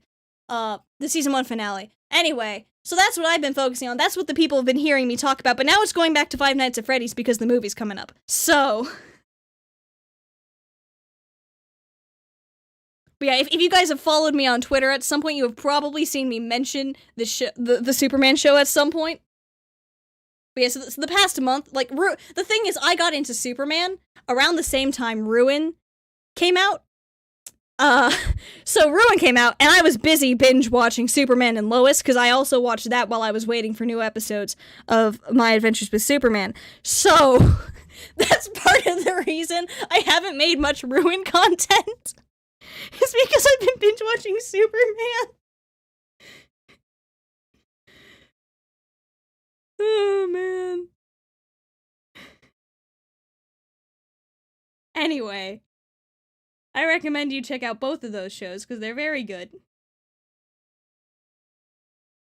Lois equals Luce from the Owl House. They do look rather similar. It's very funny. It's baffling how it's been almost 10 years since FNAF 1. I was 16, 17 when it came out, and I watched Mark play it. Yeah, I was in middle school when it came out. I can definitely, I was at the age where I can understand why I was not particularly fond of the concept. ID, I remember you mentioning you're into TMNT 2012. I can't tell you how much back in 2014 I wanted a FNAF episode of that show. Would legit dream of it at night. Oh yeah, I have the box set for Teenage Mutant Ninja Turtles, the 2012 series. That was like my first Ninja Turtle show, and I enjoy it quite a bit. A crossover with Five Nights at Freddy's would be wild. And honestly, would fit in universe. There are canonically ghosts in that series, so...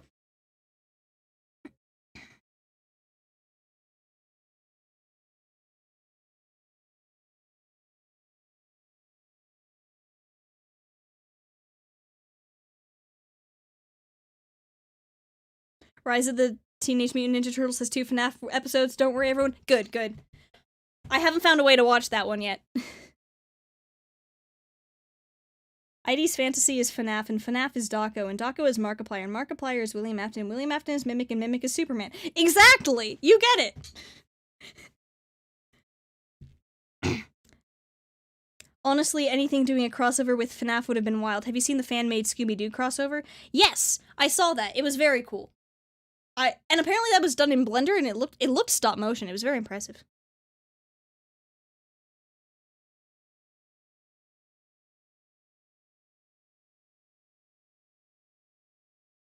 We might see Afton become Springtrap in the movie just based on the behind-the-scenes photos of the Springtrap head. Oh yeah, that's a good point. I do think, like, in one of the behind-the-scenes photos, so, like, in this, I don't think the withering on the head is as strong as it might have been in that one in the photos. Interesting. Maybe. Have you watched Invincible? I have not. I've heard good things about it, though. Rise of the Teenage Mutant Ninja Turtles is good, underrated in my opinion. It seems to be pretty popular from where I've seen it, but yeah, I've heard it's good, and I want to check it out at some point. I remember when Gravity Falls predicted Five Nights at Freddy's and Doki Doki Literature Club in the same episode. Yeah, I also have the box set for that show. Oh, man. Yeah, that was really funny. It's like, yes, we've got animatronic haunted by yandere girlfriend. Woo! As someone who watched the film early, I can tell you that the best part of the movie is when the Mimic said it's Mimic time and started mimicking all over the place. Yes, love that. Oh wait, it would be cool if William mentions in the movie that he used to record messages for the new Night Guards as reference to Purple Guy's phone guy theory. That would be funny. MatPat would be overjoyed.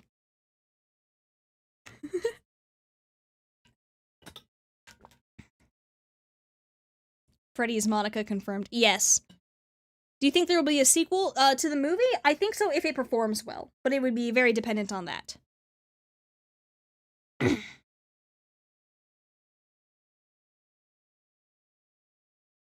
I thought those were references, not predictions. So when those episodes were being made of Gravity Falls, I believe is what you're referring to, Doki Doki Literature Club and Five Nights at Freddy's weren't out. I think they might have, like, one of them might have been out by the time it happened, but they wouldn't have known while the show was being worked on, because it can take a couple years for an animated show to be finished.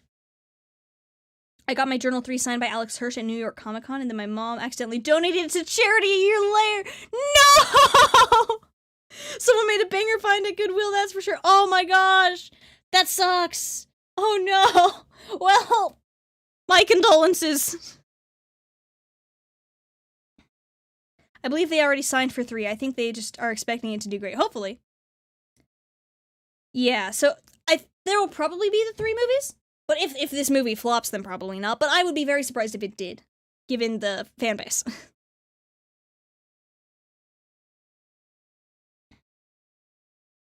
Will you be watching the movie in theaters or on Peacock? The plan is see it first in theaters, and then maybe watch it on Peacock for, like, multiple viewings, just so that I can, like, go back and reference specific parts.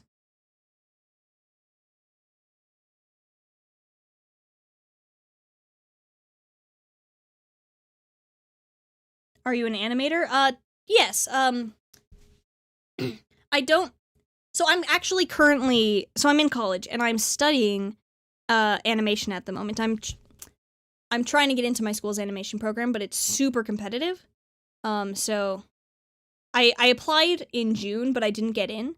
So I'm hoping that next time I apply, I'll be able to make it.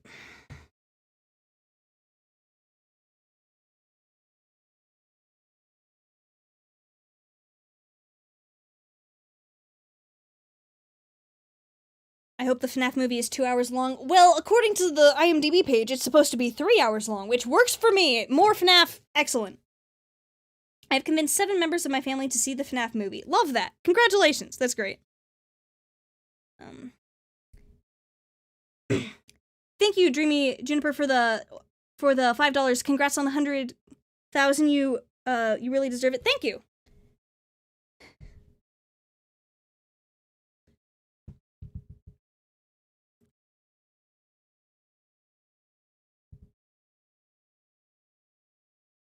My mom sent me a TikTok of the trailer. Love that. That's amazing.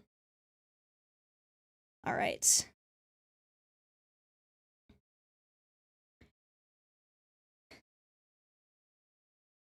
It's not the IMDb page, it's Rotten Tomatoes page. Sorry. My mistake. There is somewhere that says 3 hours. Whoops. It should be 50 hours long. That's how long it would take to do an in-depth explanation of every single piece of lore and world mechanics in the Five Nights at Freddy's franchise.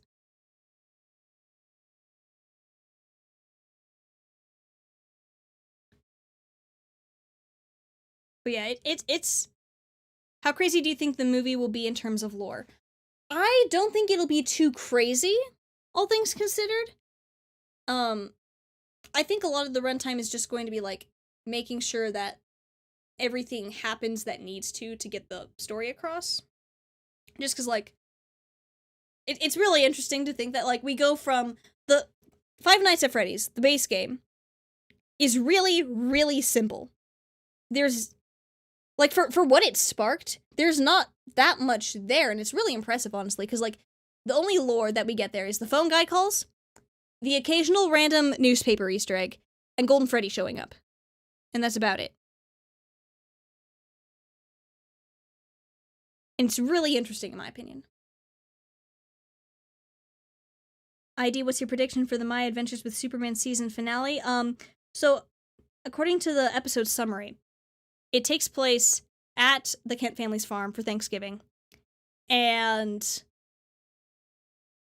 based on the last episode, I think that the final showdown is going to be at the place, which is going to be really, really awkward for everyone involved. I don't want to go, like, too in-depth on my ramblings about My Adventures with Superman in here, because, like, this is technically a FNAF stream. But yeah, if you follow me on Tumblr, I've talked a little bit about my thoughts there, so if you want, that's where I talk most about it, so. Thank you, RC Polygons, for the $5. This fanbase is like a cult. Once you join, you can't leave the fanbase, but why would you ever want to leave? I've been here since FNAF 1. I don't compare it to a cult. I say it's a black hole. It's like you get sucked in, gravity is immense, and there is no escape. Your sanity may collapse, but it's a great time.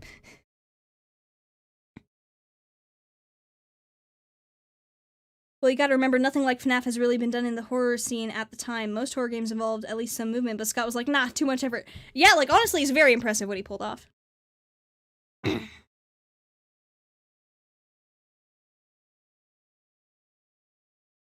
Should I get and read all of the FNAF books? My strategy is to check them out from the library.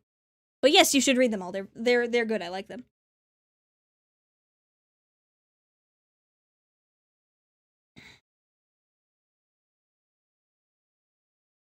It's weird that the actor that played Shaggy in the live-action Scooby-Doo movie is playing Afton. It is kind of funny.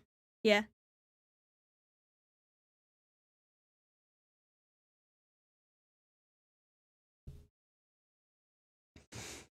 Does this movie confirm FNAF 1 main character isn't Mike Afton?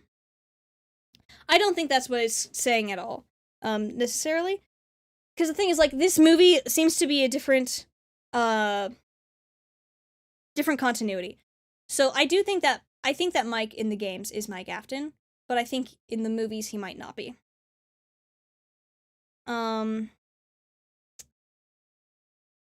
Jeremy Law, please stop asking to do a collaboration. I don't really... This isn't the method I do for that. Sorry. ID's Fantasy, do you think ID's Fantasy will be in the movie? Unfortunately, I can confirm that ID's Fantasy will not be in the Five Nights at Freddy's movie.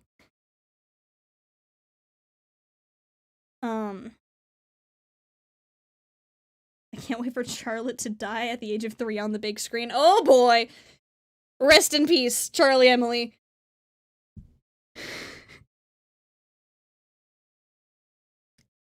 Do you think there will be any FNAF 4 mentions in the movie? I think that It's possible so there's Mike's younger brother, I believe, is in the movie. So that might be like a sort of parallel situation, but I don't know if it'll be like FNAF 4 specifically. Do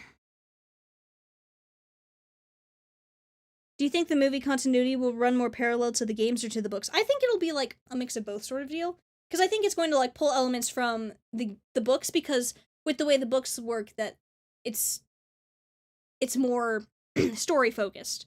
But like the games also contribute. I don't know. I think the movie is sort of following the kind of idea Scott had for the first game, mixed with vaguely with new lore. That makes sense. Lame. Movie instantly not as good. 0 out of 10. Needs more ID's fantasy. So real. If the movie helps even a little with Midnight Motorist, I'll explode for real, for real. I personally think I have a pretty decent theory about what's going on in Midnight Motorist that makes me not particularly stressed about it, but it would be convenient. ID, wait a second, we haven't seen your face. How do we know that you're not in the movie? That's my theory now. I mean, even if I was, you wouldn't know because you've never seen my face.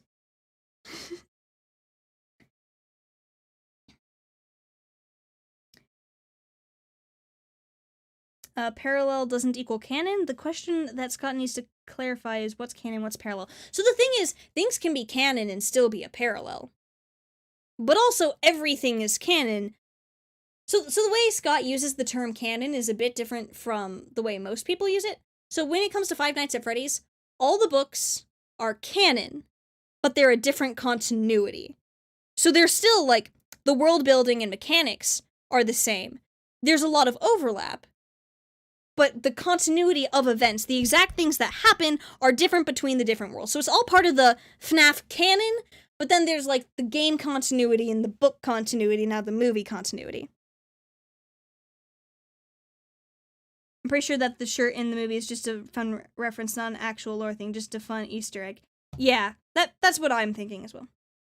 Tales from the Pizzaplex is blurred, but I consider the same continuity and not? Okay. I'm going to be talking about Tales from the Pizzaplex in my next video. As a heads up, guys, if we use the Tales from the Pizzaplex timeline and apply that to the games, that would mean that the Pizzaplex was open before Five Nights at Freddy's 3. I will leave you with that. Have fun with that video when it comes out. Wasn't there a full wall of FNAF YouTubers in the original trailer? Yeah, there's a wall of them as Employee of the Month. I think animatronics will maintain their motivations from the books, protect Abby because child and attack any adult because they think the adults are Afton. That's kind of, I think similar, yeah. But the thing is, like, even in the books, they're not attacking the adults because they think they're Afton. They're attacking the adults because, like, more of a stranger danger and, viewing them as a threat to them having their happiest day. Like, there's no way they could mistake a teenage Charlie Emily for William Afton. But they attack her anyway because she's adult adjacent enough for it to count. Thank you, Patrick, for the $5. Hi, ID, hi, chat. Thoughts on the new trailer? In my opinion, it looks pretty good, except the part with the cupcake mauling the guy. They can't be for real with that. Yeah, like, honestly, that is... I want to know who came up with that, because that is just the craziest thing, in my opinion. Like, who? And why? Why did they do that? I haven't read The Silver Eyes in a while, so I guess I forgot the actual motivation. Fair. Yeah, I have to reread all the books sometime soon because it's been about a year and a half since I've read them all. You know what? Remember what you guys... Okay. So I keep having these thoughts, and I get halfway through my sentence, and then it leaves, which is very, very unfortunate. Sorry. Imagine your death is a robot cupcake. Yep. How do you feel about Matt Pack continuously saying ID wrong? Okay, since that first GT Live where he was reacting to my sister location video, he has... So that first one, he kept saying idsfantasy. And he mentioned that he thought it was, like, connected to, like, the id, as in, like, id, ego, and super ego, which is really funny, as the id is, like, the base instinct impulsiveness or whatever, and I am not impulsive at all. Like, I will sit and I agonized over an email for 5 hours the other day, I will have you know.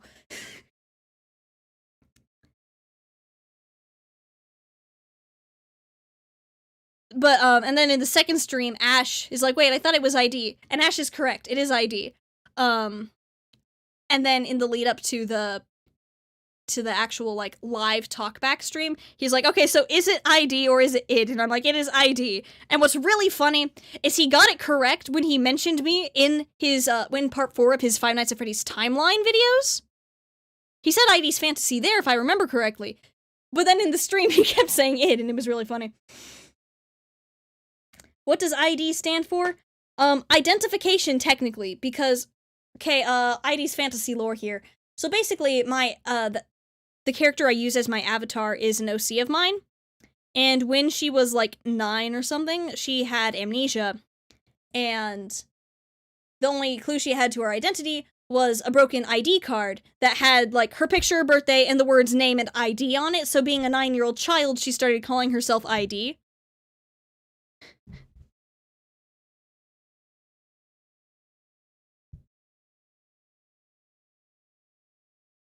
I still pronounce your name id in my head, but I say ID out loud. My brain is strange. Fair enough, honestly. But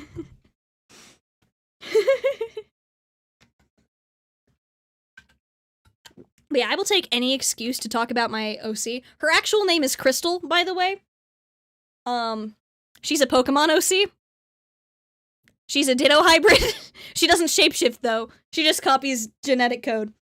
Thank you, RC Polygons, for the $5. I would love a Fazbear child safety video where Foxy says stay away from strangers and someone with a William mask and Foxy bites the person's neck. Wait, is Henry in the movie? I haven't seen Henry, so I don't think so.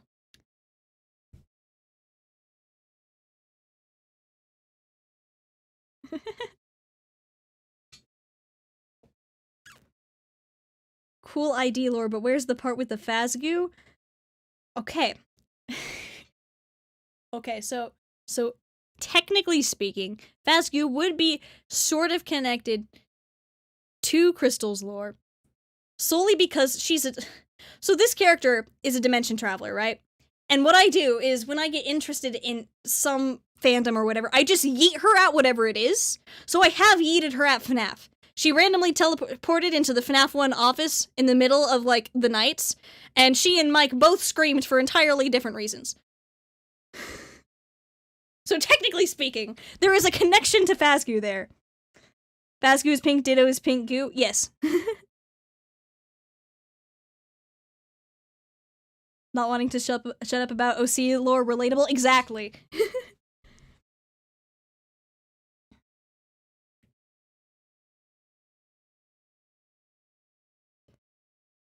ID, but didn't your OC have something to do with Venom? The symbiote, yeah, so, she does have a symbiote based on Marvel symbiotes, but it isn't a Marvel symbiote, it's a synthetic one made with the way I have her story structured. I just decided in the Teenage Mutant Ninja Turtles 2012 series, I just decided, you know what, I'm just going to say that some random people made this random symbiote type thing, so it's not identical, and she got it there. She's been to Marvel, but that's not where she got the symbiote.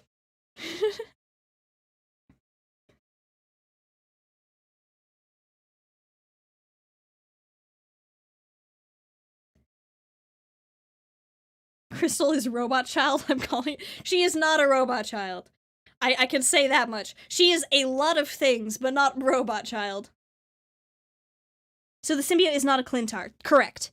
It's synthetically created. The symbiote's name is Alex. Crystal is the mimic. Oh boy, I mean, technically she does... Okay, here's the thing, though. Because of the Ditto instincts, she does tend to pick up on the behaviors of the people she hangs out with, so technically speaking, she does do the mimic thing. Have you seen MatPat's newest FNAF theory? I haven't yet, but I've heard some things about it. The ID lore is more confusing than the Fortnite lore. I assure you it's less confusing if I just explain it all. There's a synthetic symbiote in the Spider-Man Maximum Venom show. Yes, want to guess what inspired my idea somewhat? So that's another show that I yeeted her at. Though I did it in the first couple seasons. Live react game theory? I don't think I'm mentally up for a live react to game theory at the moment. I'm just kind of vibing. You should definitely try to sell the story to Hollywood. I would use all the student debt money to fund it. Here's the thing. There would be so much copyright infringement. That would never happen.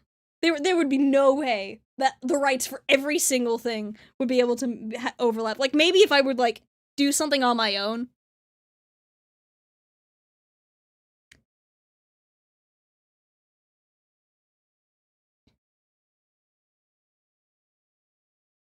He's stuck on the Bonnie Mask dude is her dad. I can't. I don't think it's fully, like, I don't know what he said to lead up to that. I don't think it's fully unreasonable. I just don't really see the strongest connection there is the Bonnie is his favorite. And then, like, the skin color does match. And then the outfit does have some similarities. The hair thing was funny because it doesn't match at all. Do you think the actor Willem Dafoe would be better for William Afton? I don't know. Who's your favorite animatronic? I like Glamrock Freddy and the puppet, probably.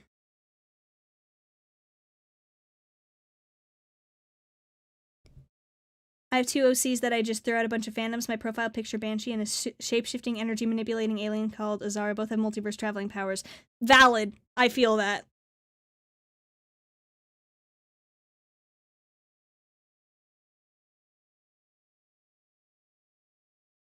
ID, there's no way. All you have to do is catch the attention of Steven Spielberg, the only guy that can make that much overlap happen, i.e. Ready Player One. Here's the thing, as fun as that would be, I do not think it would work particularly. That's way too much. If anything, I might write a fanfic. I might do that at some point. Just because, like, that way I could just go at my own pace and it's less blatantly, like, hey...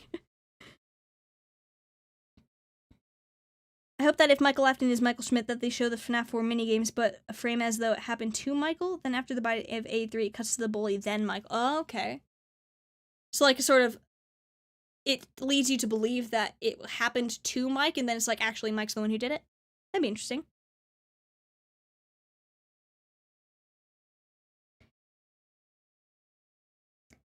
Thank you, Patrick, for the $5. Quick PSA for people who want to brush up on Silver Eyes Trilogy. YouTuber Andy Matronic has a free full audiobook series that was approved by Scott himself. All right. So if any of you are interested in looking into that, I think she also recently released a game that's pretty cool. What was it called again? It's a cool game. I recommend checking it out. It's very neat. I was mostly joking, but I'm not saying it's entirely impossible. Yeah, fair. Mechanism, right. Mechanism is very cool. You guys should all look into it. It's very neat.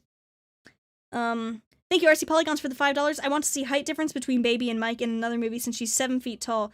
Mike tries to fight Baby and breaks his hand by punching her. And I think Mike is like... The guy playing Mike, I believe, is... like 5'5"-ish? I could be wrong on that. And so if Baby's like, what, 7 foot? That's a pretty big height difference there. Good morning, just woke up, getting ready for work. Nice. Can this movie work outside of FNAF fandom, or are they just gonna go, what the heck is going on the whole time? I think this movie's being set up so that it can bring in new people. And that's why it's, like, based on FNAF 1. Everyone who is also a college student is in college student debt. Let's combine our debt fund, her fanfic, let's make it happen. Oh my gosh.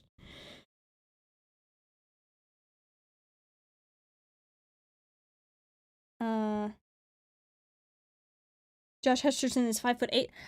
Then I don't know what source I was looking at, but I was pretty sure that it said something else. Hutcherson is 5'5". Yeah, that's what I remember. Please stop repeating the same messages over and over in chat to those who are doing it. If I'm not responding to them, it's because I don't want to. My biggest fear is it's going to be too cheesy and not have much value to outsiders who only know a tangential amount about the series. I think that's possible, but I think this is meant to be an entry point for new people as well as something fun for old fans. Because that's why Scott passed up on the Cassidy script, is because he didn't want just a lore encyclopedia for hardcore fans. He wanted something for more people. I noticed that Michael's clothes in the vision in the final FNAF trailer, he's wearing a green shirt and blue jeans, and later on in the same trailer, a little boy is running in the same clothes. Yeah, I found that very interesting. Is this the final trailer? I don't know why this trailer said 2. I'm pretty sure this is the final one. We've only got, what? I could be wrong. I thought it was the final one. I don't know.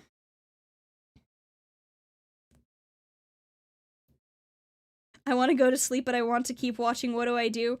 Well, I will be having this on my past live streams playlist if you want to go to sleep. But yeah, honestly, like, it said final on X. Yes, I still call it Twitter. Twitter is just, like, easier. Like, X is just kind of boring, honestly. I mean, to be fair, there's a very small chance you missed the comment, but that's why... Okay, yeah. But that's why you probably said for them to stop, because that's why they keep repeating themselves like this. Yeah, that makes sense. FNAF's video above you says it's the final trailer. Yeah, that's probably what made me think it was the final trailer, because I saw the title for that. I think Abby's going to the sister location bunker and meets Baby and die and becomes Baby herself, and that's why Abby is named... I don't think that's going to happen, just because I think they're mostly sticking to FNAF 1 through 3 for this. A random question, do you know any Spanish? Not really. I took 1 year of Spanish in high school. I don't remember much of it. I know very, very basic stuff. William be like, stop telling the night guards the lore, Vanessa, they always leave. Yeah.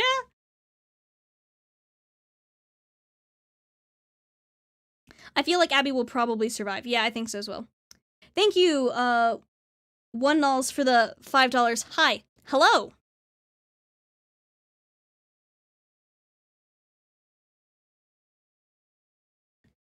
Lillard is signed for 3 movies. Yep. He is indeed. And I'm very hopeful that, like, hopefully, it won't take another 8 years for the movie to happen. For the next movies to happen. Hopefully we can just... The 8 years of purgatory was getting things ironed out.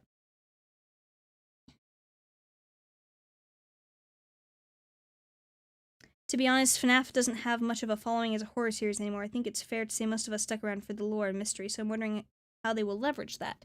Yeah, it's really interesting. Like, that is a good point that, like, in more recent stuff, like, there's a bit less horror. But the thing is, like, FNAF has always been a bit more of, like, the jump scare. I think the horror is more like the, oh gosh, this stuff is messed up, more than it is the actual scares. One thing that got me into FNAF was the lack/subtlety of the violence/gore, and I'm glad this movie seems to be following that mindset. Yeah, that's one thing I like, is, like, I'm not big onto, like, super violent, gory stuff. If the movie was going to be rated R, I probably wouldn't watch it. So, I can get that.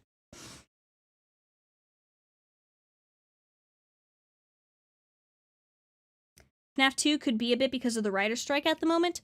Yeah, possibly. I mean, the thing is, like, on this one, Scott's the main writer, so if he just wants to write it, he will. You know? I don't think he's in the Writers Guild.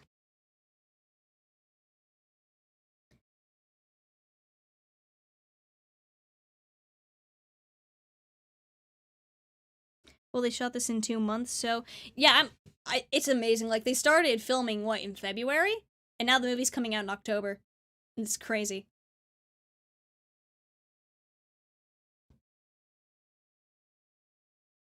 I think Mike isn't Michael Afton because I'm pretty sure that he will know how and what his father looks and acts like. Yeah, I think so. FNAF 2 is the scariest in the entire FNAF franchise. Fair. There's a, like, the increased number of animatronics and some of the stuff going on. I'd say Ultimate Custom Night terrifies me because of how many there are, and that is the... So my FNAF gameplay experience is limited to a small amount of Ultimate Custom Night exclusively to get phone guy audio. 30 minutes of FNAF World because my siblings wanted me to play it. And then Ruin. And that is it. Are we getting sea bonnies in the FNAF movie sequel? I highly doubt it, but that would be rather interesting.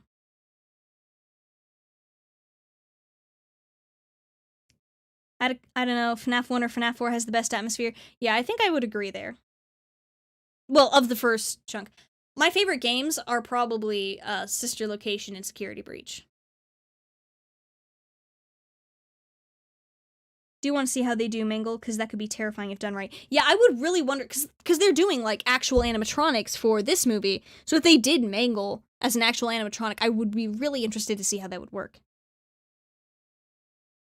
To be honest, Sister Location is in my opinion the scariest FNAF game I've ever seen. Everything else I could get over that was just no. Yeah, like, oh man, just like with most of the FNAF games, like okay, like FNAF 1 through 1 and 2, it's like okay, you get fired at the end. Oh well.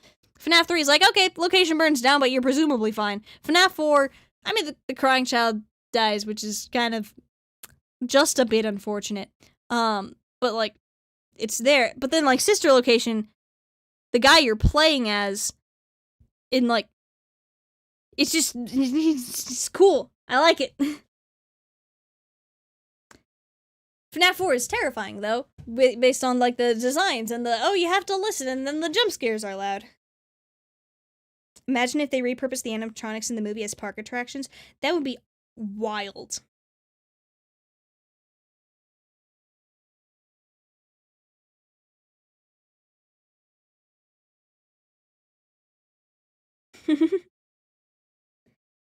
Love the games mostly for the aesthetics. That's why I love FNAF 6 so much, and 3. Yeah, that's fair. There's a lot of just really cool stuff. Pizzeria Simulator scared me personally a bit. That's just because I hyperfixated on the tasks I was doing and kept forgetting to check where everyone was, and I got jump scared by the animatronics after the ads. Yeah, understandable.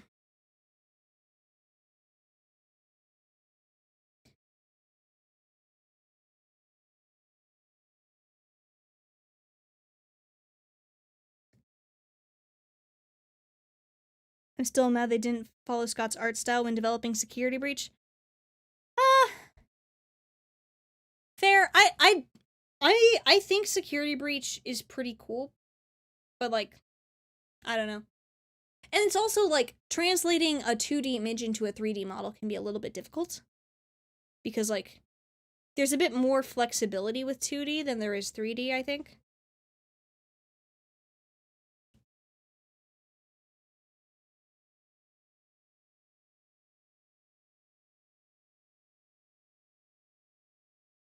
I don't know where I heard it, but ID, is it true that Scott said he would not open a Freddy's Pizzeria because he knows someone would try to imitate William? I don't know if he said that, but I would be very surprised if Scott tried to open a Freddy's, just because I feel like people would tear that thing down searching for lore. Like, like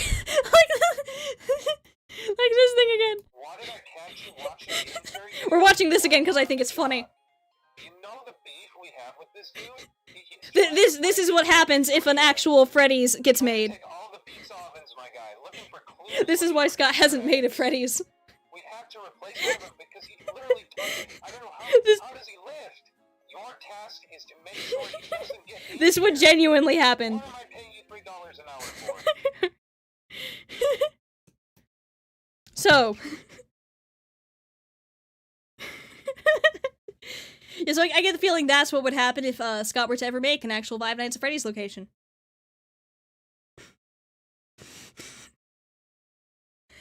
I've only played Sister Location and I quit after getting stuck on the one part when you're in the suit. Oh yeah, the spring locks. That's a mess.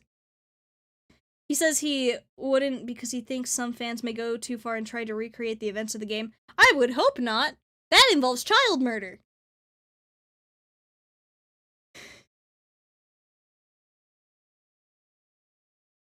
MatPat wouldn't actually destroy it because ARG rules, but Fancher would. Yeah. I feel like FNAF haters would also try to burn that place down. Yeah, quite likely.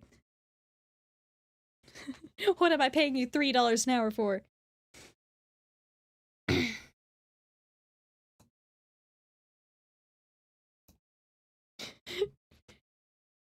Spooky. I quit playing Help Wanted at the start screen. VR is terrifying. Yeah, and that's why I will never play a FNAF game in VR. Other people can do that, and I will just watch.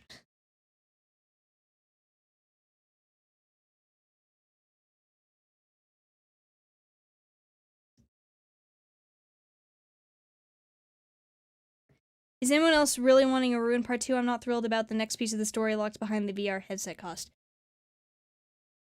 I don't think there would be a Ruin Part 2, and I'm interested. Look, here's the thing. I want to see what Help Wanted 2 is going to be, because my guess is it's going to be insight into Cassie's dad based on the whole, like, there's the Faz wrench port on the elevator or something.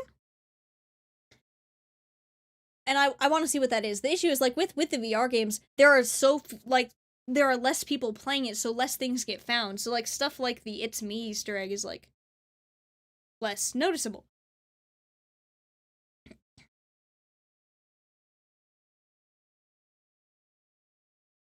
Imagine a security guard-centered FNAF game where alongside surviving you have to stop actual criminals from breaking in. That's what this movie is. Somebody would go in, like, a Springtrap cosplay and scare the living poop out of everyone. Honestly, probably. Like, we play as her dad, maybe? Yeah, that's what I think. Yeah, that's my guess for Help Wanted 2, is we play as Cassie's dad.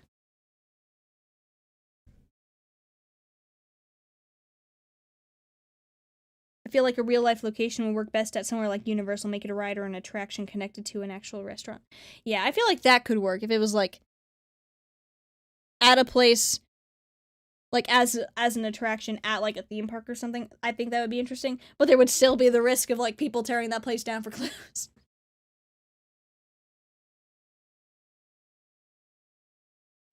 Do you think we may see other kids of the Bite of 83 or their descendants in future games if MatPat's theory is right? No idea. Maybe. I do think it... See, I don't mind old characters coming back, or new characters having connections to old characters, just because it helps tie the lore better. Like, lore together better, so who knows.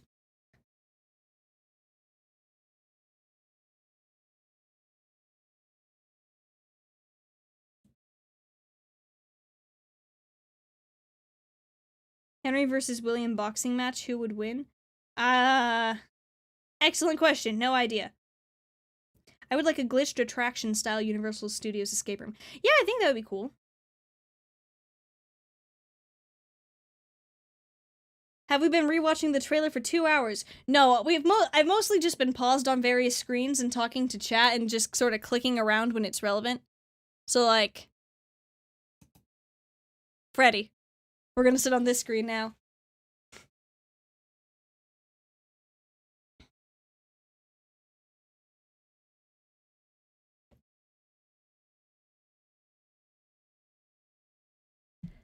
Huh. Well. To be fair, who wouldn't search for lore in a Freddy's? Exactly! I would probably search for lore in a Freddy's. Like, without damaging things, but I would look for lore.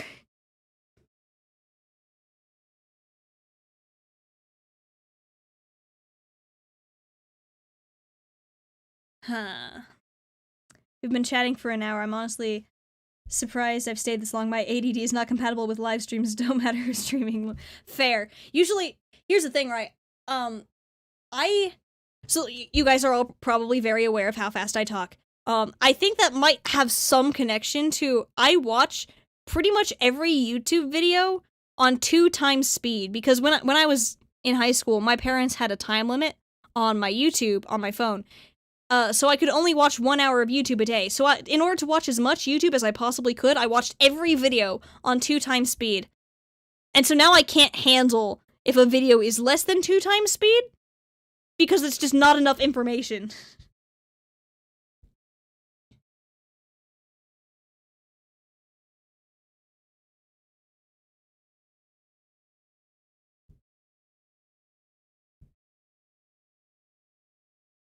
I think it'd be cool to have a FNAF themed escape room. Oh yeah, that would be awesome. There's something, yeah. It's like just themed escape rooms in general are very cool, and FNAF would work really well.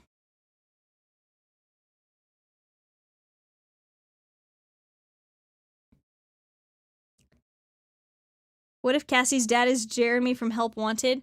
Well, I guess we know why he never came home. He doesn't have a face anymore.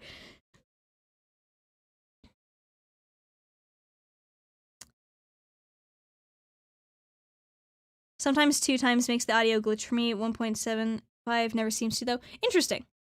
How was the trailer? It was very cool. I'm very interested to see what the heck is up with, like, this group of random people breaking into the building. Because they're just people. And they're like, ah, yes, we are going to ransack this place and steal stuff, because that's what we do. Like, why did you knock over the pizza boxes? What's the point of that, sir? The fridge is haunted. That's cool, too.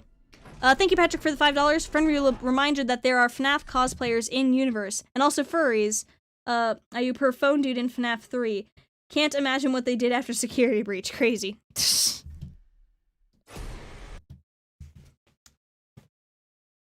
Chica got mad, and that's why Chica came in. Yup.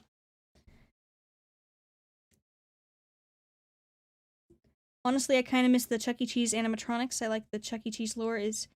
Like, the Chuck E. Cheese lore is so incredibly interesting to me, and it might be my next hyperfixation. Cool.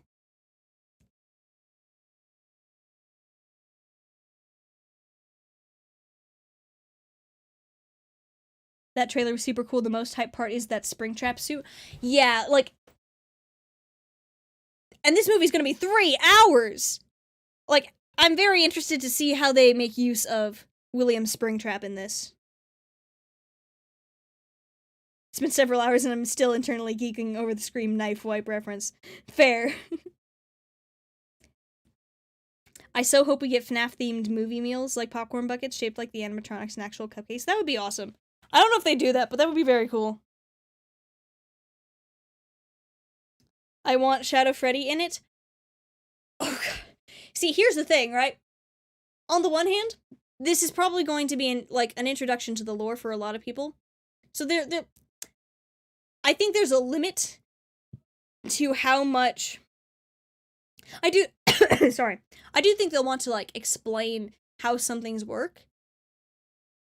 But I don't think like I feel like the shadow animatronics being presented would be a lot for this movie. If we could get them in another movie and have like their mechanics explained somewhat, that would be great.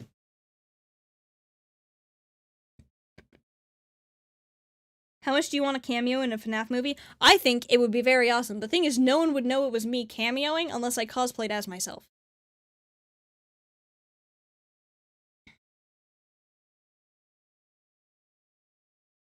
I'm hoping the digital co-release doesn't tank the amount of movie theater promotional merch. Yeah, here's hoping. I'm hoping that enough people will want to see it in theaters for the experience that it'll still do well. Plus, I don't know many people who use Peacock for streaming. So who knows, honestly.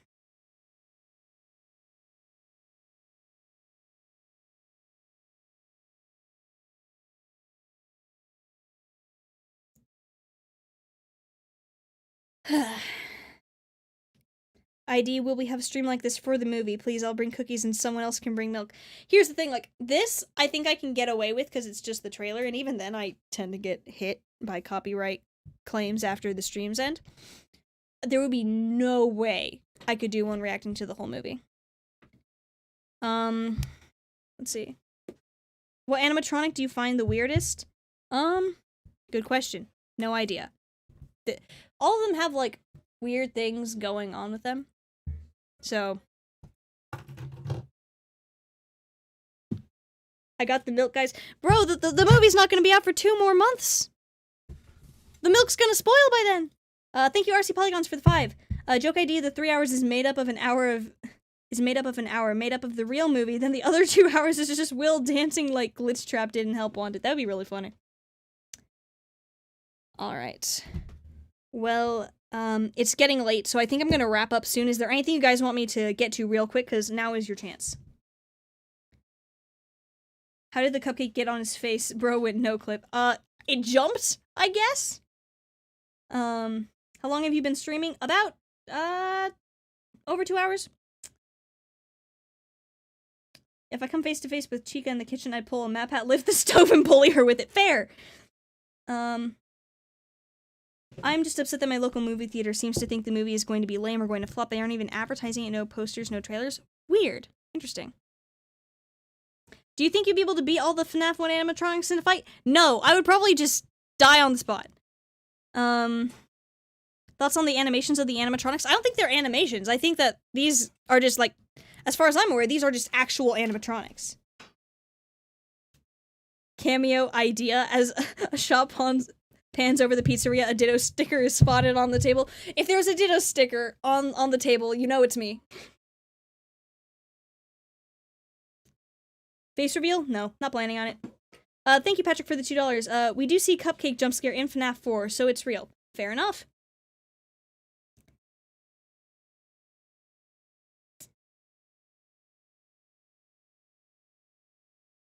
Alright. The actual animatronics made by the Jim Henson Project Company? Yep. Jim Henson Creature Shop, yeah. Who's your favorite character? FNAF character? Foam Guy. Very closely followed by Michael Afton. Alright. Well. Why does everyone forget that Carl's name is Carl, the cupcake? I'm not sure. The thing is, I don't even know where that came from, so I'm not sure. What? I don't know. Is FNAF 4 the crying child or Mike Afton? I get differing opinions. Yes. It's complicated. You're playing as Mike in FNAF 4, but I think you're playing as Mike experiencing the crying child's memories, question mark. It's a mess. Alright. Well. With that, I think I'm almost ready to wrap up. Not as long as, like, whatever the 3-hour stream for whatever the last one was or something. But it's been nice hanging out with you guys. If you want to talk to me or anything, feel free to message me on, like, Twitter or Tumblr or something, because chances are, I will respond at some point. But yeah, thanks for stopping by. Make sure to get sleep if it is late for you, as I figure it probably is for the large majority of you. Yeah. Thanks, guys. Bye.